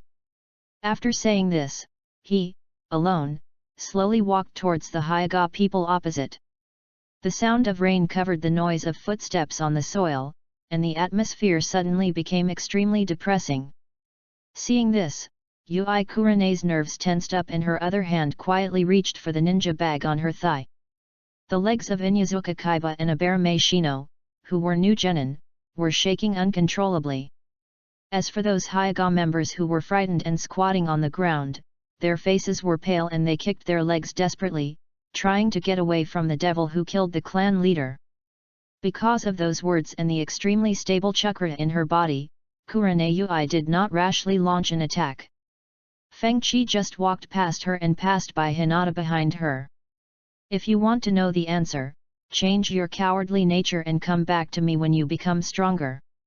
After leaving these words, he glanced indifferently at the scared members of the Zong family around him. The children who were held tightly in the arms of the women's servants had hatred written deep in their little eyes. After a brief contemplation, Feng Qi finally decided not to kill all these weak people. Every wrong has its perpetrator and every debt has its creditor. He is not a bloodthirsty and cruel person. He just wants to live a peaceful life, if those people from the Zong family don't come to him to commit suicide. Moreover, these members of the Hyuga clan have enjoyed the privileges of the clan for so long, they should at least bear some responsibility. The Hyuga family, which has lost its core leader, is destined to have troubles in the days ahead. In addition to the retaliation and encroachment from external forces, the Hyuga branch, which has been suppressed for many years and finally sees hope of being liberated from the caged bird curse, will certainly not be so content. In this situation of internal and external troubles, if not handled properly, the Hyuga clan will be close to being annihilated in the true sense. And this is the price that Hyuga Hayashi and his group of elders paid for robbing him. The ending was doomed to be inevitable from the moment the unequal curse of bird in a cage appeared. The word dry, 100 flowers dazzle. Feng Qi raised one hand in front of his chest, and the mini version of Fenghou formation under his feet opened up, transforming into more than a dozen clones that evacuated from all directions. This is a move he developed by combining Fenghou and the basic ninja clone technique. It is somewhat similar to the multiple shadow clones. Each clone has chakra that is difficult to distinguish from the real body. Many Konoha ninjas have already appeared at the gate of the clan's territory. Before the news of the assassination of the Hyuga clan leader is reported back to the Hokage building, this is the safest way to leave the village. Countless Hinata Fuki were running wildly on the streets of Konoha to attract attention, while the real Fuki quietly returned to the depths of the clan's territory. Pass through the barrier and use Earth Dragon Swim to move quickly underground. As he often wandered around the village, he was even more familiar with the topography than the locals, and he determined the escape route without much thought. Fenghou quietly arrived at the edge of the village, crossed the cliff with rock statues of successive Hokage carved on it, and arrived at the back mountain of Konoha. Standing in the place where Hashirama Senju and Uchiha Madara once talked about their ideals, he glanced at the chaotic Hyuga clan territory from afar. Gonna, my one touch more.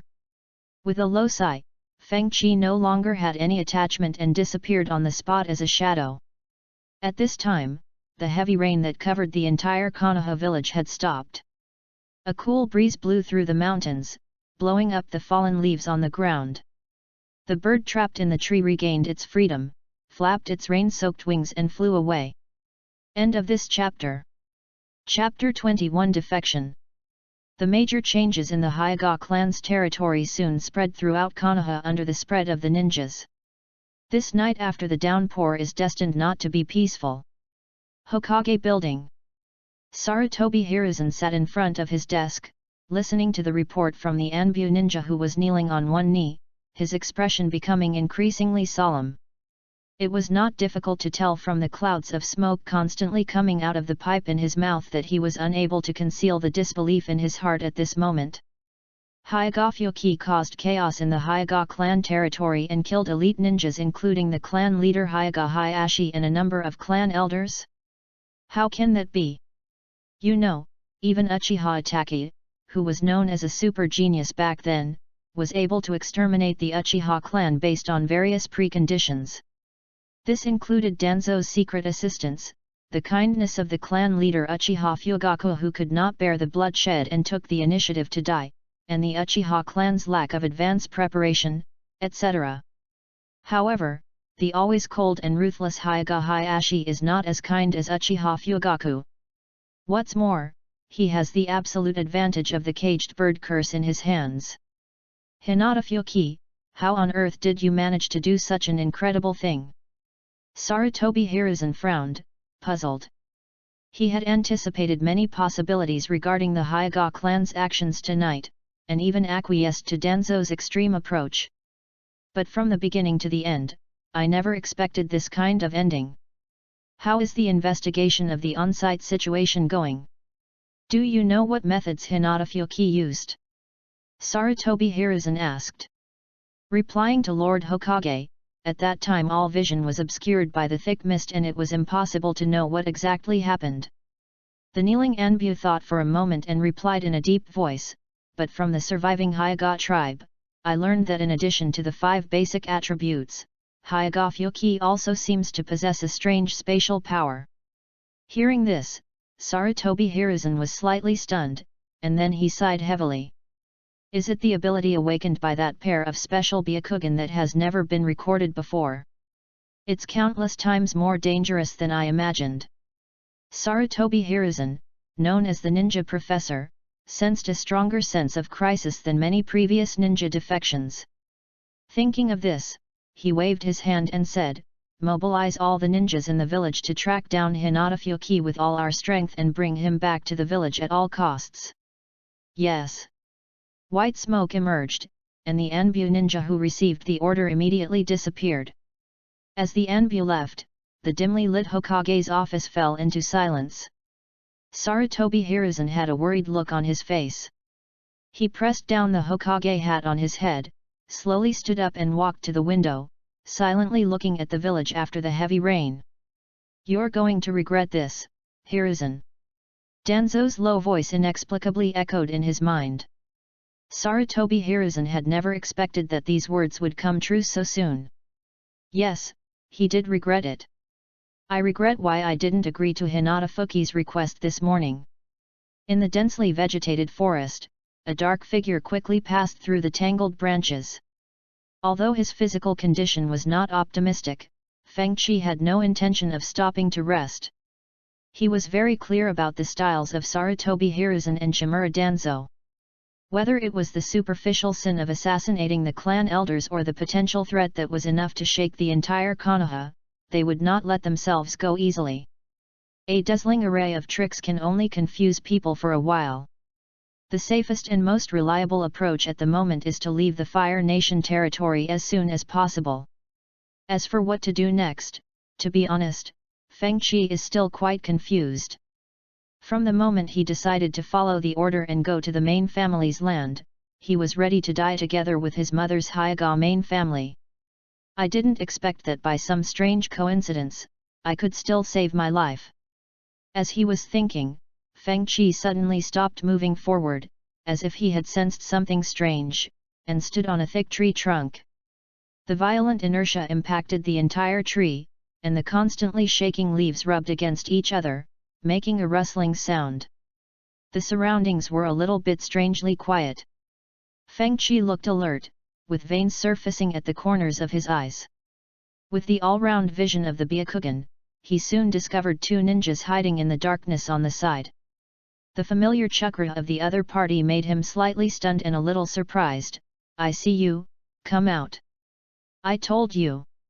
Hinata Fuki must have left from the back mountain. Is this the instinct of a wild animal? It's really scary. That's the guidance of youth, Kakashi.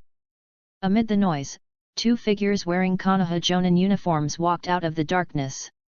It is these two best friends, Kakashi Hatake and Might Guy. You're here faster than we expected, Senior Kakashi and Senior Guy. Fengqi's face looked a little ugly. It is not difficult to infer from the conversation between the two that they actually followed their intuition to get here. 17. Fengqi, we have already heard about what happened. Kakashi put away his relaxed expression, took a step forward, raised his eyes to look at Fengqi, and said seriously, "Come back with us while there is still a chance." Because their fathers had done nothing wrong but had both suffered similar experiences of being cursed and insulted, he paid special attention to Fengqi and understood him better than anyone else. This young man, who behaves extremely lax and negative in all aspects, does not seem like the kind of brutal person who would kill his own people. So, when Kakashi heard the news that Fengqi killed Hinata Hayashi, he stood there in a daze, unable to believe his ears.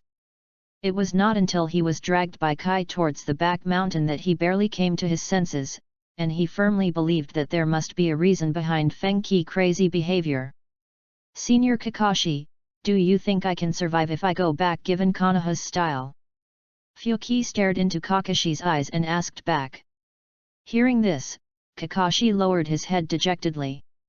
He knew very well what kind of people the villagers were like, and they would not care about your difficulties. Otherwise, his father, Konoha White Fang, would not have been forced to commit suicide. "Riki, what on earth happened to you?" Kai asked directly. "Senior Kai, you called my name wrong again." Fengqi sighed helplessly. Soon, his eyes became firm again, and he told the truth expressionlessly, "Those high-ranking guys took a fancy to my eyes and abilities, and wanted to take them for themselves. Then I just have to kill them all, that's all. The greed for power brought about a fatal disaster. It really seems like something dirty that the Hyuga clan would do." With just a few words, Kakashi and Guy understood the whole story. "So, you came here to take me back by force." Fengqi didn't want to waste time with these two people here, so he just confronted them directly. It was pure coincidence that the two of them were able to find this place, but if they dragged it on like this, a large number of Konoha's ninjas would come from behind. By then, I will really be left in this forest forever. Kakashi and Guy saw the strong resistance from the depths of Fengqi's eyes, and they knew that words alone would not be enough to persuade him. "I understand your situation, but I'm sorry, but it's the Hokage's order to bring you back to the village at all costs." Kakashi's face was heavy as he slowly raised his hand to touch the ninja bag on his leg. Kai was rarely serious. Chakra flowed rapidly throughout his body. He stepped forward, waved his hands, and then made an attacking gesture. "Come to think of it, I haven't had a formal sparring match with you guys yet." Fengqi lifted up the long hair that fell on his face, and the Fenghou formation diagram slowly unfolded under his feet. The cold wind blows through the forest, bringing with it a chilling atmosphere. The battle between the three is about to break out. End of this chapter.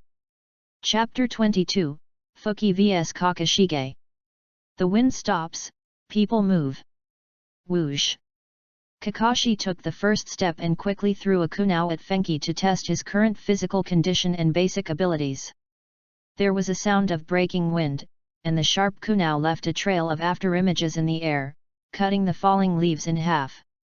Fengqi rolled his eyes, took a horse step, and stretched out his arms. As graceful as the breeze. Tai Chi cloud hands, using softness to overcome hardness.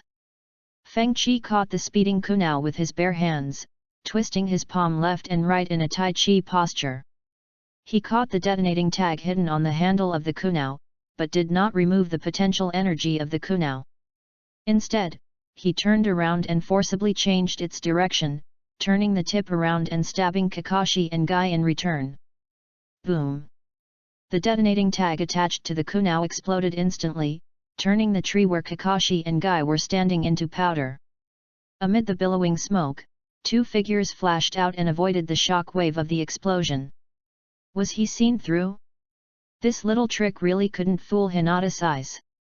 Kakashi looked serious, and while his body was stuck in mid-air, he quickly formed seals with his hands and quickly gathered chakra towards his throat. Si Wei Shenhai Wu Yin. Art Fire Escape Ho Fireball. Boom! A huge hot fireball burst out of his mouth, evaporating the water vapor around it after the heavy rain, and pressed straight towards Feng Qi. The scorching air blew towards him, but Feng Qi stood there motionless. Compared with the cumbersome and complicated hand seals, his response method was very simple and rough. He just slowly raised a finger in front of him. Sun means the merits of incense and sandalwood. Several wooden sticks popped out and formed into a messy wooden stakes in front of Feng Qi. A huge fireball followed, hitting the wooden stake and exploding into a raging flame, then quickly dissipated, leaving only scattered sparks. The wooden stake showed no change at all, and even the surface showed no signs of burning. It's similar to the first generation's wood escape technique, but fire can't burn through it at all, and. Kakashi landed on a branch and stared at the pair of pure white eyes that appeared from the gaps between the wood strips. I can't even see the movements of his seals. Kai. He turned and looked in another direction. Learn. Kai's feet burst out with heavy force, stepped on the tree trunk and leaped out quickly, and in an instant he was in front of Feng Qi. Konoha Tornado. With the help of the huge inertia generated by high-speed movement, Kai rotated in the air and then kicked Feng Qi's head with a powerful upper horizontal kick from top to bottom. Boom! A powerful kick shattered the wooden stakes surrounding Feng Qi, and suddenly stopped in the flying wood chips. Feng Qi raised his arms to block and took his kick. That's a pretty good power, but my attacks don't stop there, Ricky. Kai grinned, swayed his waist, transferred the strength of his right leg and the center of gravity of his body to his left leg, and kicked towards Feng Qi's side where he was not prepared. Feng Qi's eyes narrowed, and after catching the attack path of the fierce kick, he leaned back to avoid the attack. The strong wind generated by the kick blew up the long flowing black hair. Feng Qi's reaction speed was fast, but in a confrontation at the physical level, it was obviously not so easy for Kai to get rid of it. He was not in a hurry when his attack failed. He held the tree trunk as a fulcrum with his backhand, put his legs together, and kicked Feng Qi's chest with all his strength. Feng Qi took a step back to steady his body, while crossing his palms in front of his chest. The arms were destined to be unable to twist the thighs. So at the moment when the palms and feet collided with each other, Feng Qi turned his arms counterclockwise and cleverly unloaded most of the force through Tai Chi cloud hands. Under this traction, Kai's entire body began to turn. He had just stood firm after using brute force to break free from the restraints of soft energy when the Tai Chi Bagua formation suddenly appeared in front of him. Senior Kai, I will return what I just said to you exactly as it is. Soft fist, 8 diagrams 128 palms. Feng Qi chuckled and stepped forward, launching a fierce and violent palm strike towards the key acupoints on Kai's body. The improvement of his Byakugan and Chi Chakra allowed his soft fist to naturally reach a higher limit. As a fellow Konoha ninja, Kai has naturally experienced the power of the Hyuga gentle fist. His muscles were tense, and he chose to avoid the attack temporarily, countering the attack and prioritizing the protection of the acupuncture points on his body. Bang bang bang! The dull sound of violent collision between palms and fists continued to be heard. Under the suppression of Feng Qi's soft fist, Kai was forced to retreat little by little. 128 palms. Feng Qi swung his palms to his waist and delivered overlapping high-speed palm strikes. Boom! Although Kai crossed his arms and raised them up immediately to prevent the key acupoints from being blocked.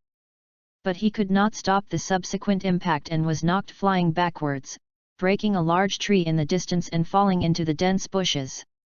Feng Qi took a step forward with his left foot, and was about to press on with his victory, but suddenly he retracted the step and did a few clean backflips and retreated backwards. Boom, boom, boom. There was a sound of breaking wind, and 4 kunao appeared where he was standing, deeply nailing into the surface of the tree trunk. Feng Qi dodged the kunao narrowly, raised his eyes slightly and glanced at Kakashi who was standing on the tree canopy not far away. Kun character, earth and river cart. Boom!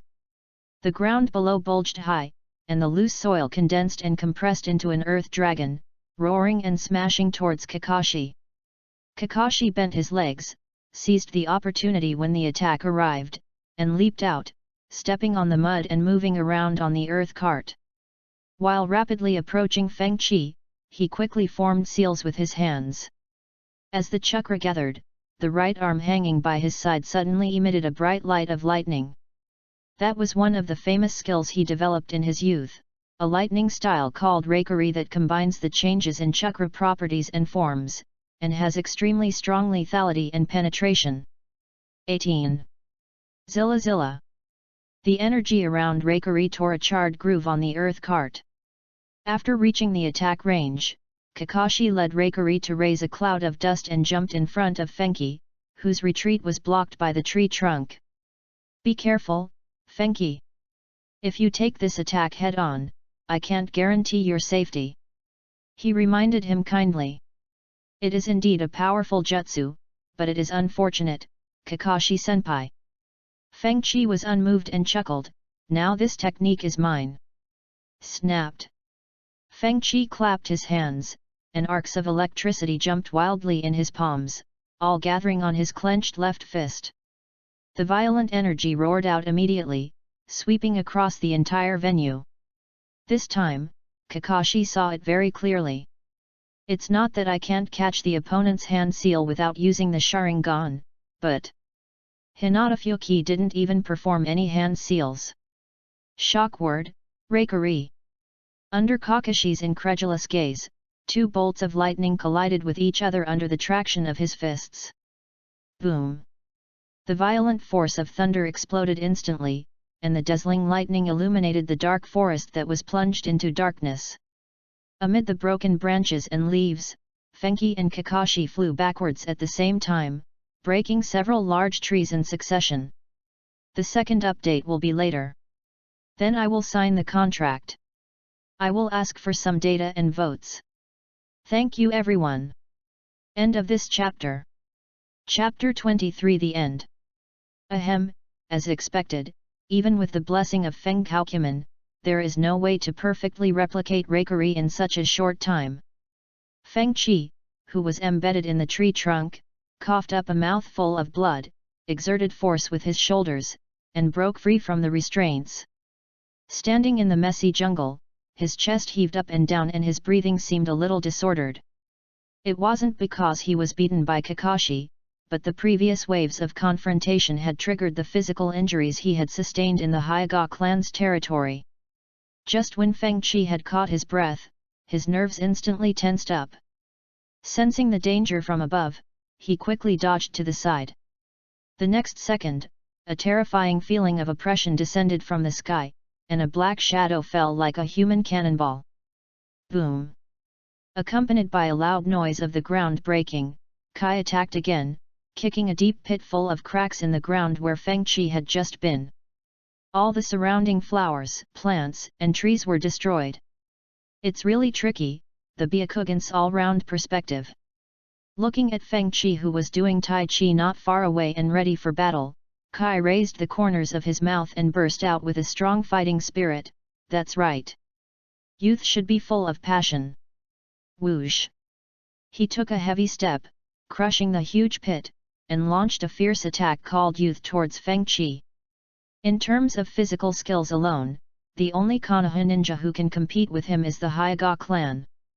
However, after being promoted to Jonin, his various actions will be restricted, coupled with the Hyuga family's strict rules full of rules and regulations.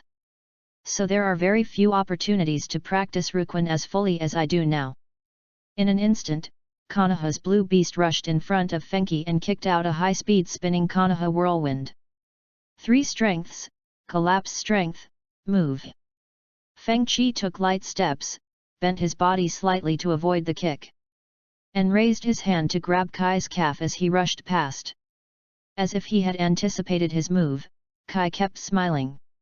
He increased the strength of his thigh to forcibly break free from the grip of the palm, then turned around and raised his other leg, launching a roundhouse kick with greater speed and power. Konoha's powerful whirlwind. That's right, the kick just now was just a feint. The resulting gust of wind blew across Fenghou's face like a sharp blade. He stomped hard on the ground to steady his center of gravity, and raised his arm, which had gathered a large amount of chi chakra, to defend himself. Block. Boom. A powerful kick hit his arm hard, and the heavy force that followed was instantly transmitted to Fenghou's whole body, causing him to move nearly 1 meter on the spot, leaving 2 dirt grooves on the ground. Although he failed to perfectly block the Konoha's powerful whirlwind and was shocked to the point of bleeding from the corner of his mouth, Fenghou's Tai Chi power had already been accumulated. Air gushed out of his clenched right fist. Kai, who was about to take advantage of the victory to pursue the enemy, had a serious expression on his face and sensed the danger. Hammer! Fenghou growled and punched with all his strength. It was similar to Hyuga's Bagwakongpi Zhang, but the power was more concentrated. The long-distance attack suddenly erupted, knocking Kai, who was hastily defending, back again and again. At this moment, a gloved hand reached out from behind and placed it on Kai's shoulder. After forcibly helping Kai to stop his unstoppable attack, Kakashi took advantage of the situation and stepped on Kai's face to leap high. He then used his hands and feet to engage in a fierce physical battle with Fenghou. Bang bang bang! Kakashi's attack was as fast as lightning, and Fenghou, who was hastily responding, made his movements even more graceful, as if he was using Kakashi's opponent's force to counter-attack him. After fighting for more than a dozen rounds, with the last collision of fists and palms, both of them jumped back tacitly and kept a safe distance. Whoa, whoa, whoa! Fenghou raised his hand to wipe the blood from the corner of his mouth and breathed heavily. His current physical condition is not optimistic at all. His chi chakra is severely depleted and he is almost exhausted. This can be seen from the fact that the Kimen formation diagram is constantly shrinking behind the wind under your feet. In this situation, it was really difficult to face the 2 elite Jonin, Kakashi and Guy. And looking at the 2 people standing side by side opposite him, Fenghou's expression gradually became solemn. They didn't use the Sharingan and the 8 gates, so it was obvious that they hadn't started fighting seriously yet. If I want to defeat them completely, it seems that the only option left is to go crazy again. However, the prevailing trend at the time was not to think in this regard, because encountering Kakashi and Guy here was not a bad omen. Fenghou, don't you want to defect from Konoha? If that's the extent of it, it's better to give up resistance. Kakashi put his hands in his pockets, posing in a rather cool and handsome manner. Ha ha ha! Kakashi is right. If we don't show some real skills, we can't guarantee what will happen if we keep dragging this on. Kai grinned, revealing his big white teeth whose brilliance could not be concealed even in the darkness. Rather than persuading them to surrender, their tone sounded more like a reminder. Fenghou's heart moved and he understood the meaning of their words. You are such a strict senior. In return, I will give you a gift that is a little different. As he finished speaking, the Kimen formation diagram, which had shown signs of shrinking, expanded again. Fenghou took a deep breath, clapped his hands, and shouted, "Be careful! Jen, the mountains collapse!" Boom boom boom! Accompanied by a dull and depressing sound, the Kimen formation diagram under Fenghou feet quickly rotated, and the remaining chi chakra gushed out. The next second, a dark shadow fell from the sky, covering the bright and cold moonlight around it. Kakashi and Guy seemed to sense something and suddenly raised their heads to look above their heads. Even though they knew that Fenghou's special white eyes possessed quite terrifying power, when they saw the scene in his eyes clearly, they couldn't help but shrink their pupils and reveal shock. I saw a small hill falling from the sky, wrapped in messy air currents and falling at a high speed. After using all his strength to summon this attack, Fenghou no longer hesitated and used the 8 gates to transfer himself to a tree in the distance, turning into a wisp of afterimage and quickly escaping from the place. 2 Dun Tu Liubi. A second before the mountain fell, Kakashi quickly formed hand seals and raised a thick earth wall on Fenghou's escape route to try to intercept him. Fenghou glanced at the doghead anti-counterfeit label on the earth flow wall, then turned around and took a deep look at Kakashi and Kai, who stayed where they were and did not continue to chase. "I have to owe you a favor." After sighing softly, his expression regained its determination and he rushed straight into the hard earth wall. Gen means the dragon swims on the earth. With a puff, like a fish entering the sea, his graceful figure completely disappeared on the rippled earth wall. At the same time, the rapidly falling mountaintop completely submerged Kakashi and Kai. They crashed to the ground with a loud bang, completely changing the forest landscape within 100 meters. In an instant, dust rose and thick smoke billowed. Countless broken stones rolled down, scaring the birds living in the area to flap their wings and flee quickly. When the smoke and dust gradually dissipated, Kakashi and Guy appeared standing on the messy ground. Their ninja uniforms were torn and tattered, and they all had varying degrees of injuries. If it were my father, he would probably make the same choice. With some emotion, Kakashi looked up at the bright full moon in the sky with a complicated expression. "Young people who have escaped the bondage of caged birds, let's burn our youth to the fullest." Kai ignored the bleeding scratch on his forehead and gave a thumbs up in the direction where Fenghou disappeared. 19. After the battle just now, they confirmed Fenghou and became more determined in their original ideas. End of this chapter. Chapter 24 S-Rank Rebel Ninja, Hinata Fyoki. A week later. The news that the main branch of the Konoha Hyuga clan had suffered a fatal blow spread throughout the ninja world. Not only the 4 most powerful countries, but even some small countries and ninja villages were shocked by this sudden change. The same thing happened in Konoha, and the same family was considered the strongest bloodline limit. Many people couldn't help but think of the night of the Uchiha clan genocide many years ago. Various forces began to take action and secretly investigate the protagonist of this major event, Hinata Fuki. They were greatly shocked by the fact that the Byakugan could awaken a special form, and they remembered Hinata Fuki's name deeply. Naturally, Fenghou was labeled a traitor ninja.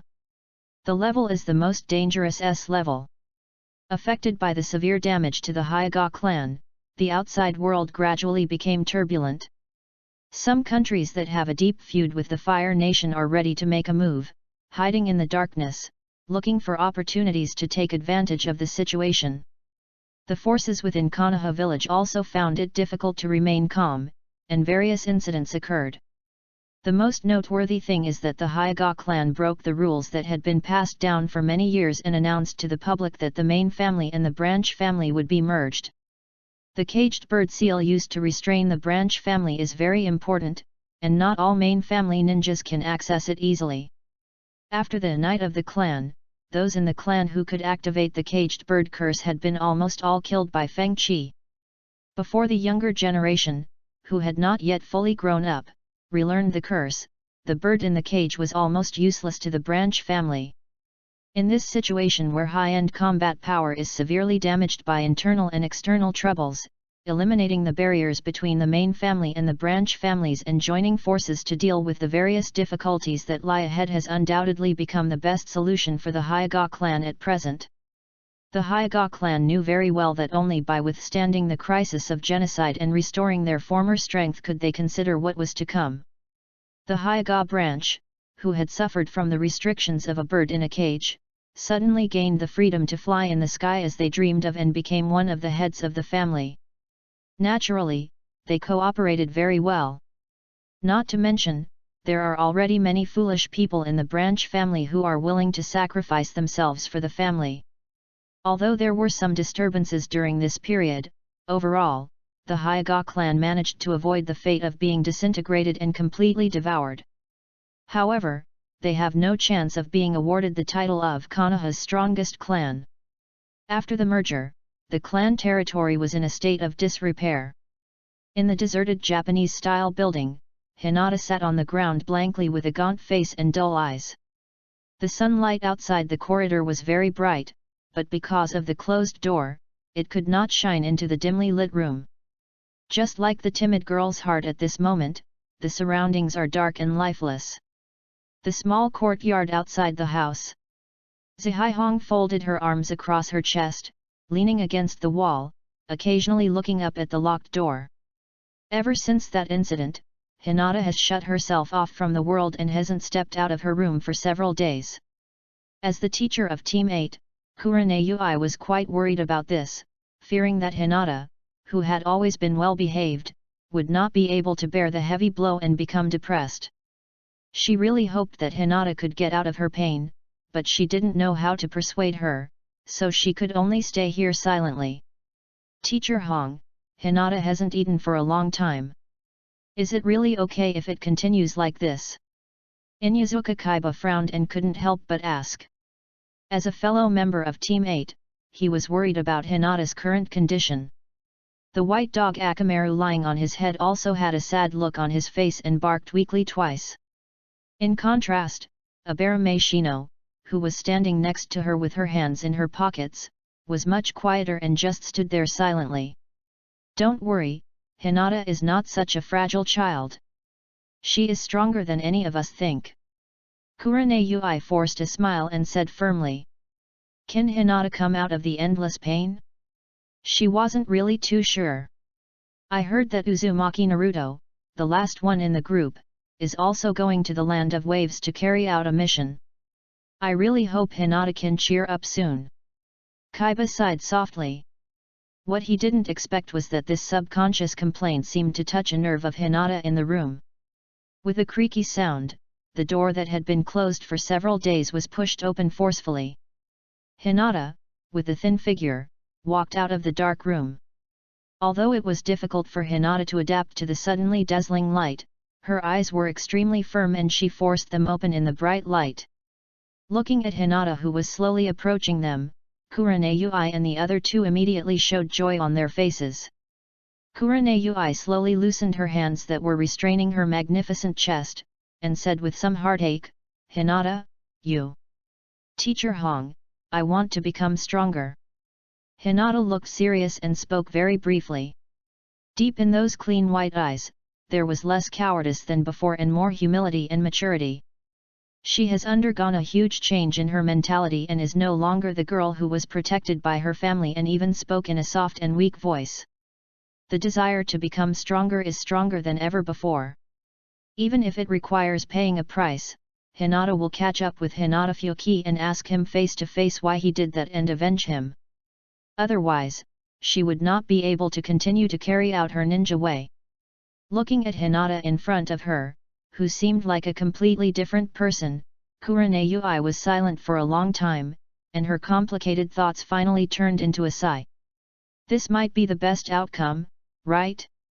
No problem. Next, get ready for the devil's special training. Hong narrowed her eyes and chuckled. Great! Team 8 is back with a bang. The carefree Inyazuka Kaiba didn't notice anything unusual. He raised his fist with excitement, simply happy for Hinata's return. Yay, you have to work harder and don't be our last one. Abarame Shino's words almost made her teeth dry and she turned her head and started spitting out saliva. Noisy and quarrelsome affairs are almost the daily routine of all ninja teams. If it were the Hinata from the past, she might have covered her mouth and smiled foolishly. But now, she just stood there in a daze, with no expression on her delicate, fair face. At the same time, there was a hidden corner in the corridor not far away. With her long hair falling down, Hinata Hanabi slowly withdrew her gaze, and finally let go of the heart that had been hanging in the air for a long time. The sadness in the depths of the little white eyes gradually dissipated, and was replaced by an extremely determined look. Hanabi walked towards the training room deep in the clan territory with firm steps. In order to avenge his father and protect the Hyuga clan and his beloved sister, she secretly vowed that she would become strong enough to defeat Hinata Fuki and bring him back to Konoha. The impact of family changes and Fenki's defection made the two sisters, who have completely different personalities, embark on the same path. End of this chapter. Chapter 25 Akatsuki's attention. The former residential area of the Hyuga branch family and Fuki's residence. The day after the incident in the clan's territory, several Anbu ninjas came to investigate. Over the next few days, more and more ninjas from the village appeared in the area where the rebel ninja Hinata Fuki once lived. After no useful information was collected, this place became deserted. However, the flowers, plants and trees in the courtyard were well cared for. After the heavy rain, various flowers bloomed one after another, exuding vitality. The fragrance of the flowers was still there, even stronger, but the clear bird calls of the past were no longer there. Since that day, the bird flapping its wings and flying high has never appeared again. Hyuga Niji put away the shower bottle, slowly walked to the corridor where he last saw his brother Fenki and sat down. Looking up at the empty bird's nest on the small tree in the yard, Niji's expression looked quite heavy, with a strong sense of sadness. Some people are born standing on the top that ordinary people try their best to climb. Bloodline is something that cannot be shaken by human power in this world. But, fate can be changed. After all, we at least have the right to choose to die standing or live on our knees, right? Don't think too much, just live according to your own will. If the sky falls, I still have you to hold it up. Unconsciously, the words that Fenki had said rang in his ears. Ningji never expected that these words would come true so quickly. Perhaps brother Fengchi had already seen what would happen to him at that time. Ningkai murmured to himself, he really did it, breaking the cage and fate that was difficult to change. From the people of the branch family who turned around and left that day, he learned the truth about the eye gouging, and also deeply realized the ugly faces of those clan leaders and elders. He didn't have much of a favorable impression of the Zong family, so he didn't have much emotional fluctuations about this. If it were me, would I be able to fight to the death like brother Fengchi did? After thinking for a few seconds, Niji slowly shook his head and sighed softly. It should be impossible. Raising his hand to take off his forehead guard, Niji touched the caged bird seal that once made him extremely disgusted but now had become waste, and his eyes gradually became firm. Brother Fenki fulfilled his promise, shouldered everything by himself, and opened the chains of the bird cage for the entire branch family. I should also do my best to live according to my own will, just as he said. Thinking of the Hyuga clan which was facing internal and external troubles at the time, Niji slowly stood up, walked out of the yard, pushed open the door and walked towards the bright street. The confused and melancholy heart becomes more determined because of having someone to rely on. The short-term merger could not completely cut off the class contradictions.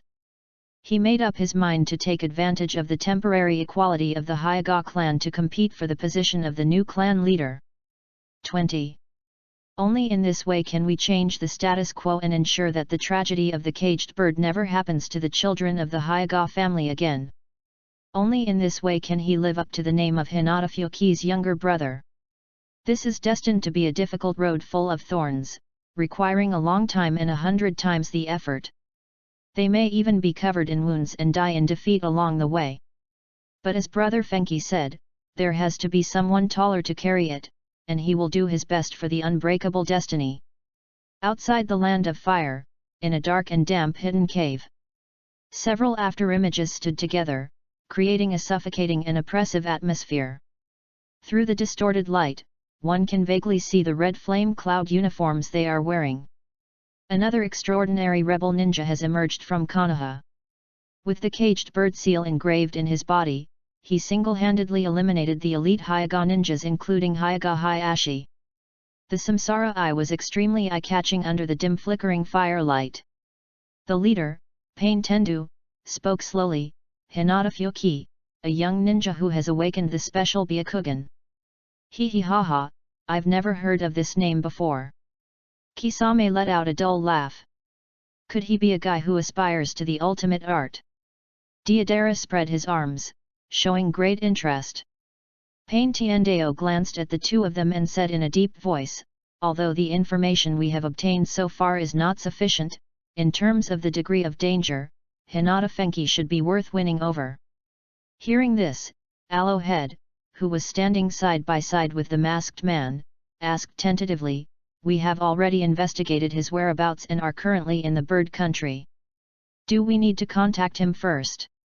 One more teammate will give the plan of capturing the tailed beasts an extra layer of security. Let's give it a try. Understood. As the aloe-headed man and the masked man left first, more and more figures disappeared from the spot. This internal meeting temporarily initiated by Akatsuki organization ended here. Somewhere in front of a forest lake. Uchiha Itachi frowned slightly and looked at the calm lake with a complicated expression. Thump! A small fish jumped out of the water, and the splashing water fell back into the lake, creating ripples. Mr. Itachi, you should be very familiar with the Hyuga clan. Why didn't I hear you express your opinion just now? Hoshigaki Kisame, carrying a white cloth sword, jumped down from the tree and walked slowly to Uchiha Itachi. Itachi placed one hand on the chain of Hongyun's windbreaker, silently watching the lake surface return to calm. I haven't heard of the special Byakugan. In my memory, there is not even a person named Hinata Fuki. He said lightly. Even you don't have any impression of me. It seems that you are very good at hiding your weaknesses. After thinking for a while, Kisame asked, come to think of it, he is quite similar to you. Don't you want to meet him? Kisame also has special eyes and also destroyed Konoha's strongest family. He respects Itachi very much in his heart and is very curious about what kind of person Hinata Fuki is. Not interested. Itachi's voice sounded calm. As for what he was thinking at this moment, Kisame had no idea. Let's go, there is still a mission to be done. Hey Mr. Itachi, wait for me. To the west of the Kingdom of Fire, within the borders of the Kingdom of Birds. In a tea house with simple decoration style. Feng Qi was wearing a grey robe and sitting alone in front of the tea table. He quietly picked up the teacup in front of him and took a sip. In order to completely escape the pursuit of the Konoha ninja, he was on the run almost all the time during this week, and also killed several Anbu ninjas during this period. Only now, having completely escaped the pursuit, did he have the time to sit down and rest. It's really tiring, becoming a rebel ninja or something. After drinking the warm tea, the lazy Feng Qi finally regained some energy and began to sigh for the hardships of the journey. After this period of adaptation and recovery, he fully mastered the upper limit of the enhanced Byakugan and found the critical point of his ever-expanding desire. The chi chakra in his body is much stronger than when he was in Konoha. The backlash from Fenghou's inner world is even more terrifying than I imagined. Recalling the crazy state he experienced in the Hyuga clan, Feng Qi scratched his head in distress. If possible, he really didn't want to experience again the feeling of having his entire spiritual will filled with the thought of becoming the king. This is a problem that must be solved as a priority. I wonder if I can get the answer by asking inside. Feng Qi thought secretly in his heart. He had deduced a similar problem before in Konoha, and the huge fireball that appeared in the inner scene almost burned his consciousness to ashes. Now that the power limit has increased, I wonder if there will be different results? Although the hope is slim, Feng Qi still wants to give it a try. After experiencing the eye-catching incident, he deeply realized that the lazy attitude of Buddhism was simply impossible to achieve in this ninja world full of greed and blood. Even if you don't like fighting, there will be countless troubles coming to you because of your special look. Only by fully mastering Fenghou can you be fearless of any threats and live freely as you please. Wow! I didn't expect that there would be such a handsome guy in this small tea house. Hey, little brother, do you have a girlfriend? It doesn't matter if you do, can you have an unforgettable love with me? A sudden wave of lofty voice interrupted Fenghou's thoughts. She was a mature woman with outstanding appearance, with long wavy golden hair draped over her chest. Under the tightly tied casual clothes, two large snow-white thunders were extremely conspicuous, as if they were about to burst out in the next second. Fenghou looked up expressionlessly, his pair of pure white eyes looked quite special. Before she could say anything, the woman was given a cold look by him. End of this chapter. Chapter 26 Uchiha Obito. Fenghou put down the teacup in his hand, raised his eyes, and looked expressionlessly at the blonde woman who was about to come closer. There are too many people here. Can we go to a secluded corner to talk about love in detail? He put his hand against the woman's wrist and spoke in a deep voice. Hee, the shy type? Then I'll love you even more. The woman stood up straight, and whether intentionally or unintentionally, her chest swayed and her loose collar slipped off, revealing her flawless white shoulders and collarbones. Glancing at Fenghou coquettishly, she smiled and said, "Come with me, don't worry, I will definitely not treat you badly."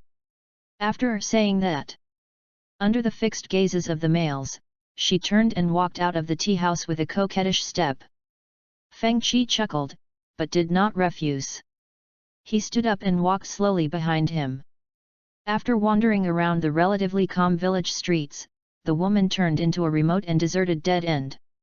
The moment she stepped into the dimly lit environment, she seemed unable to suppress the heat in her heart any longer. After licking her hot lips, she suddenly opened her arms, turned her head and hugged Fenghou. That hungry and thirsty look is very much like a female animal entering the breeding period. Fenghou put his hands in his pockets, rolled his eyes indifferently without any emotion, and just stood there quietly, waiting for the upcoming nourishment. Hee, so what if he's an S-rank rebel? He's still just a young and energetic brat after all. Looking at the other party's defenseless posture, a hint of sinister complacency flashed in the blonde woman's eyes. The right hand hidden in the long sleeve quietly grasped the kunao that had been prepared in advance. Seeing that the two sides were already at an unavoidable distance, the woman's face turned grim, and she took out her kunao and stabbed it directly at Fenghou's head. Boom! A muffled sound was heard and the kunao stopped abruptly.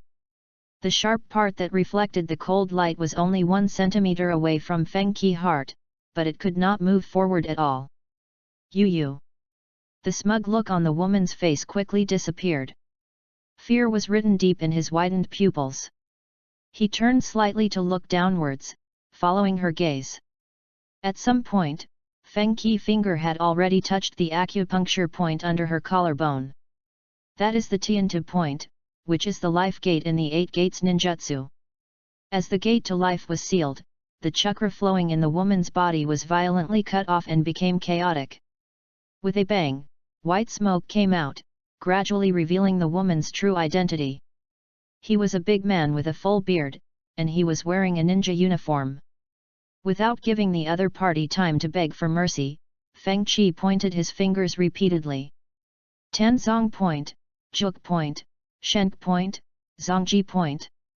Precise and deadly fingertips struck the bounty ninja's vital points, destroying him completely. The bounty ninja stared with bloodshot eyes, took 2 trembling steps back, staggered and fell asleep, and all life breath was gone. Using the transformation technique in front of the Byakugan, I really don't know what's wrong with your brain.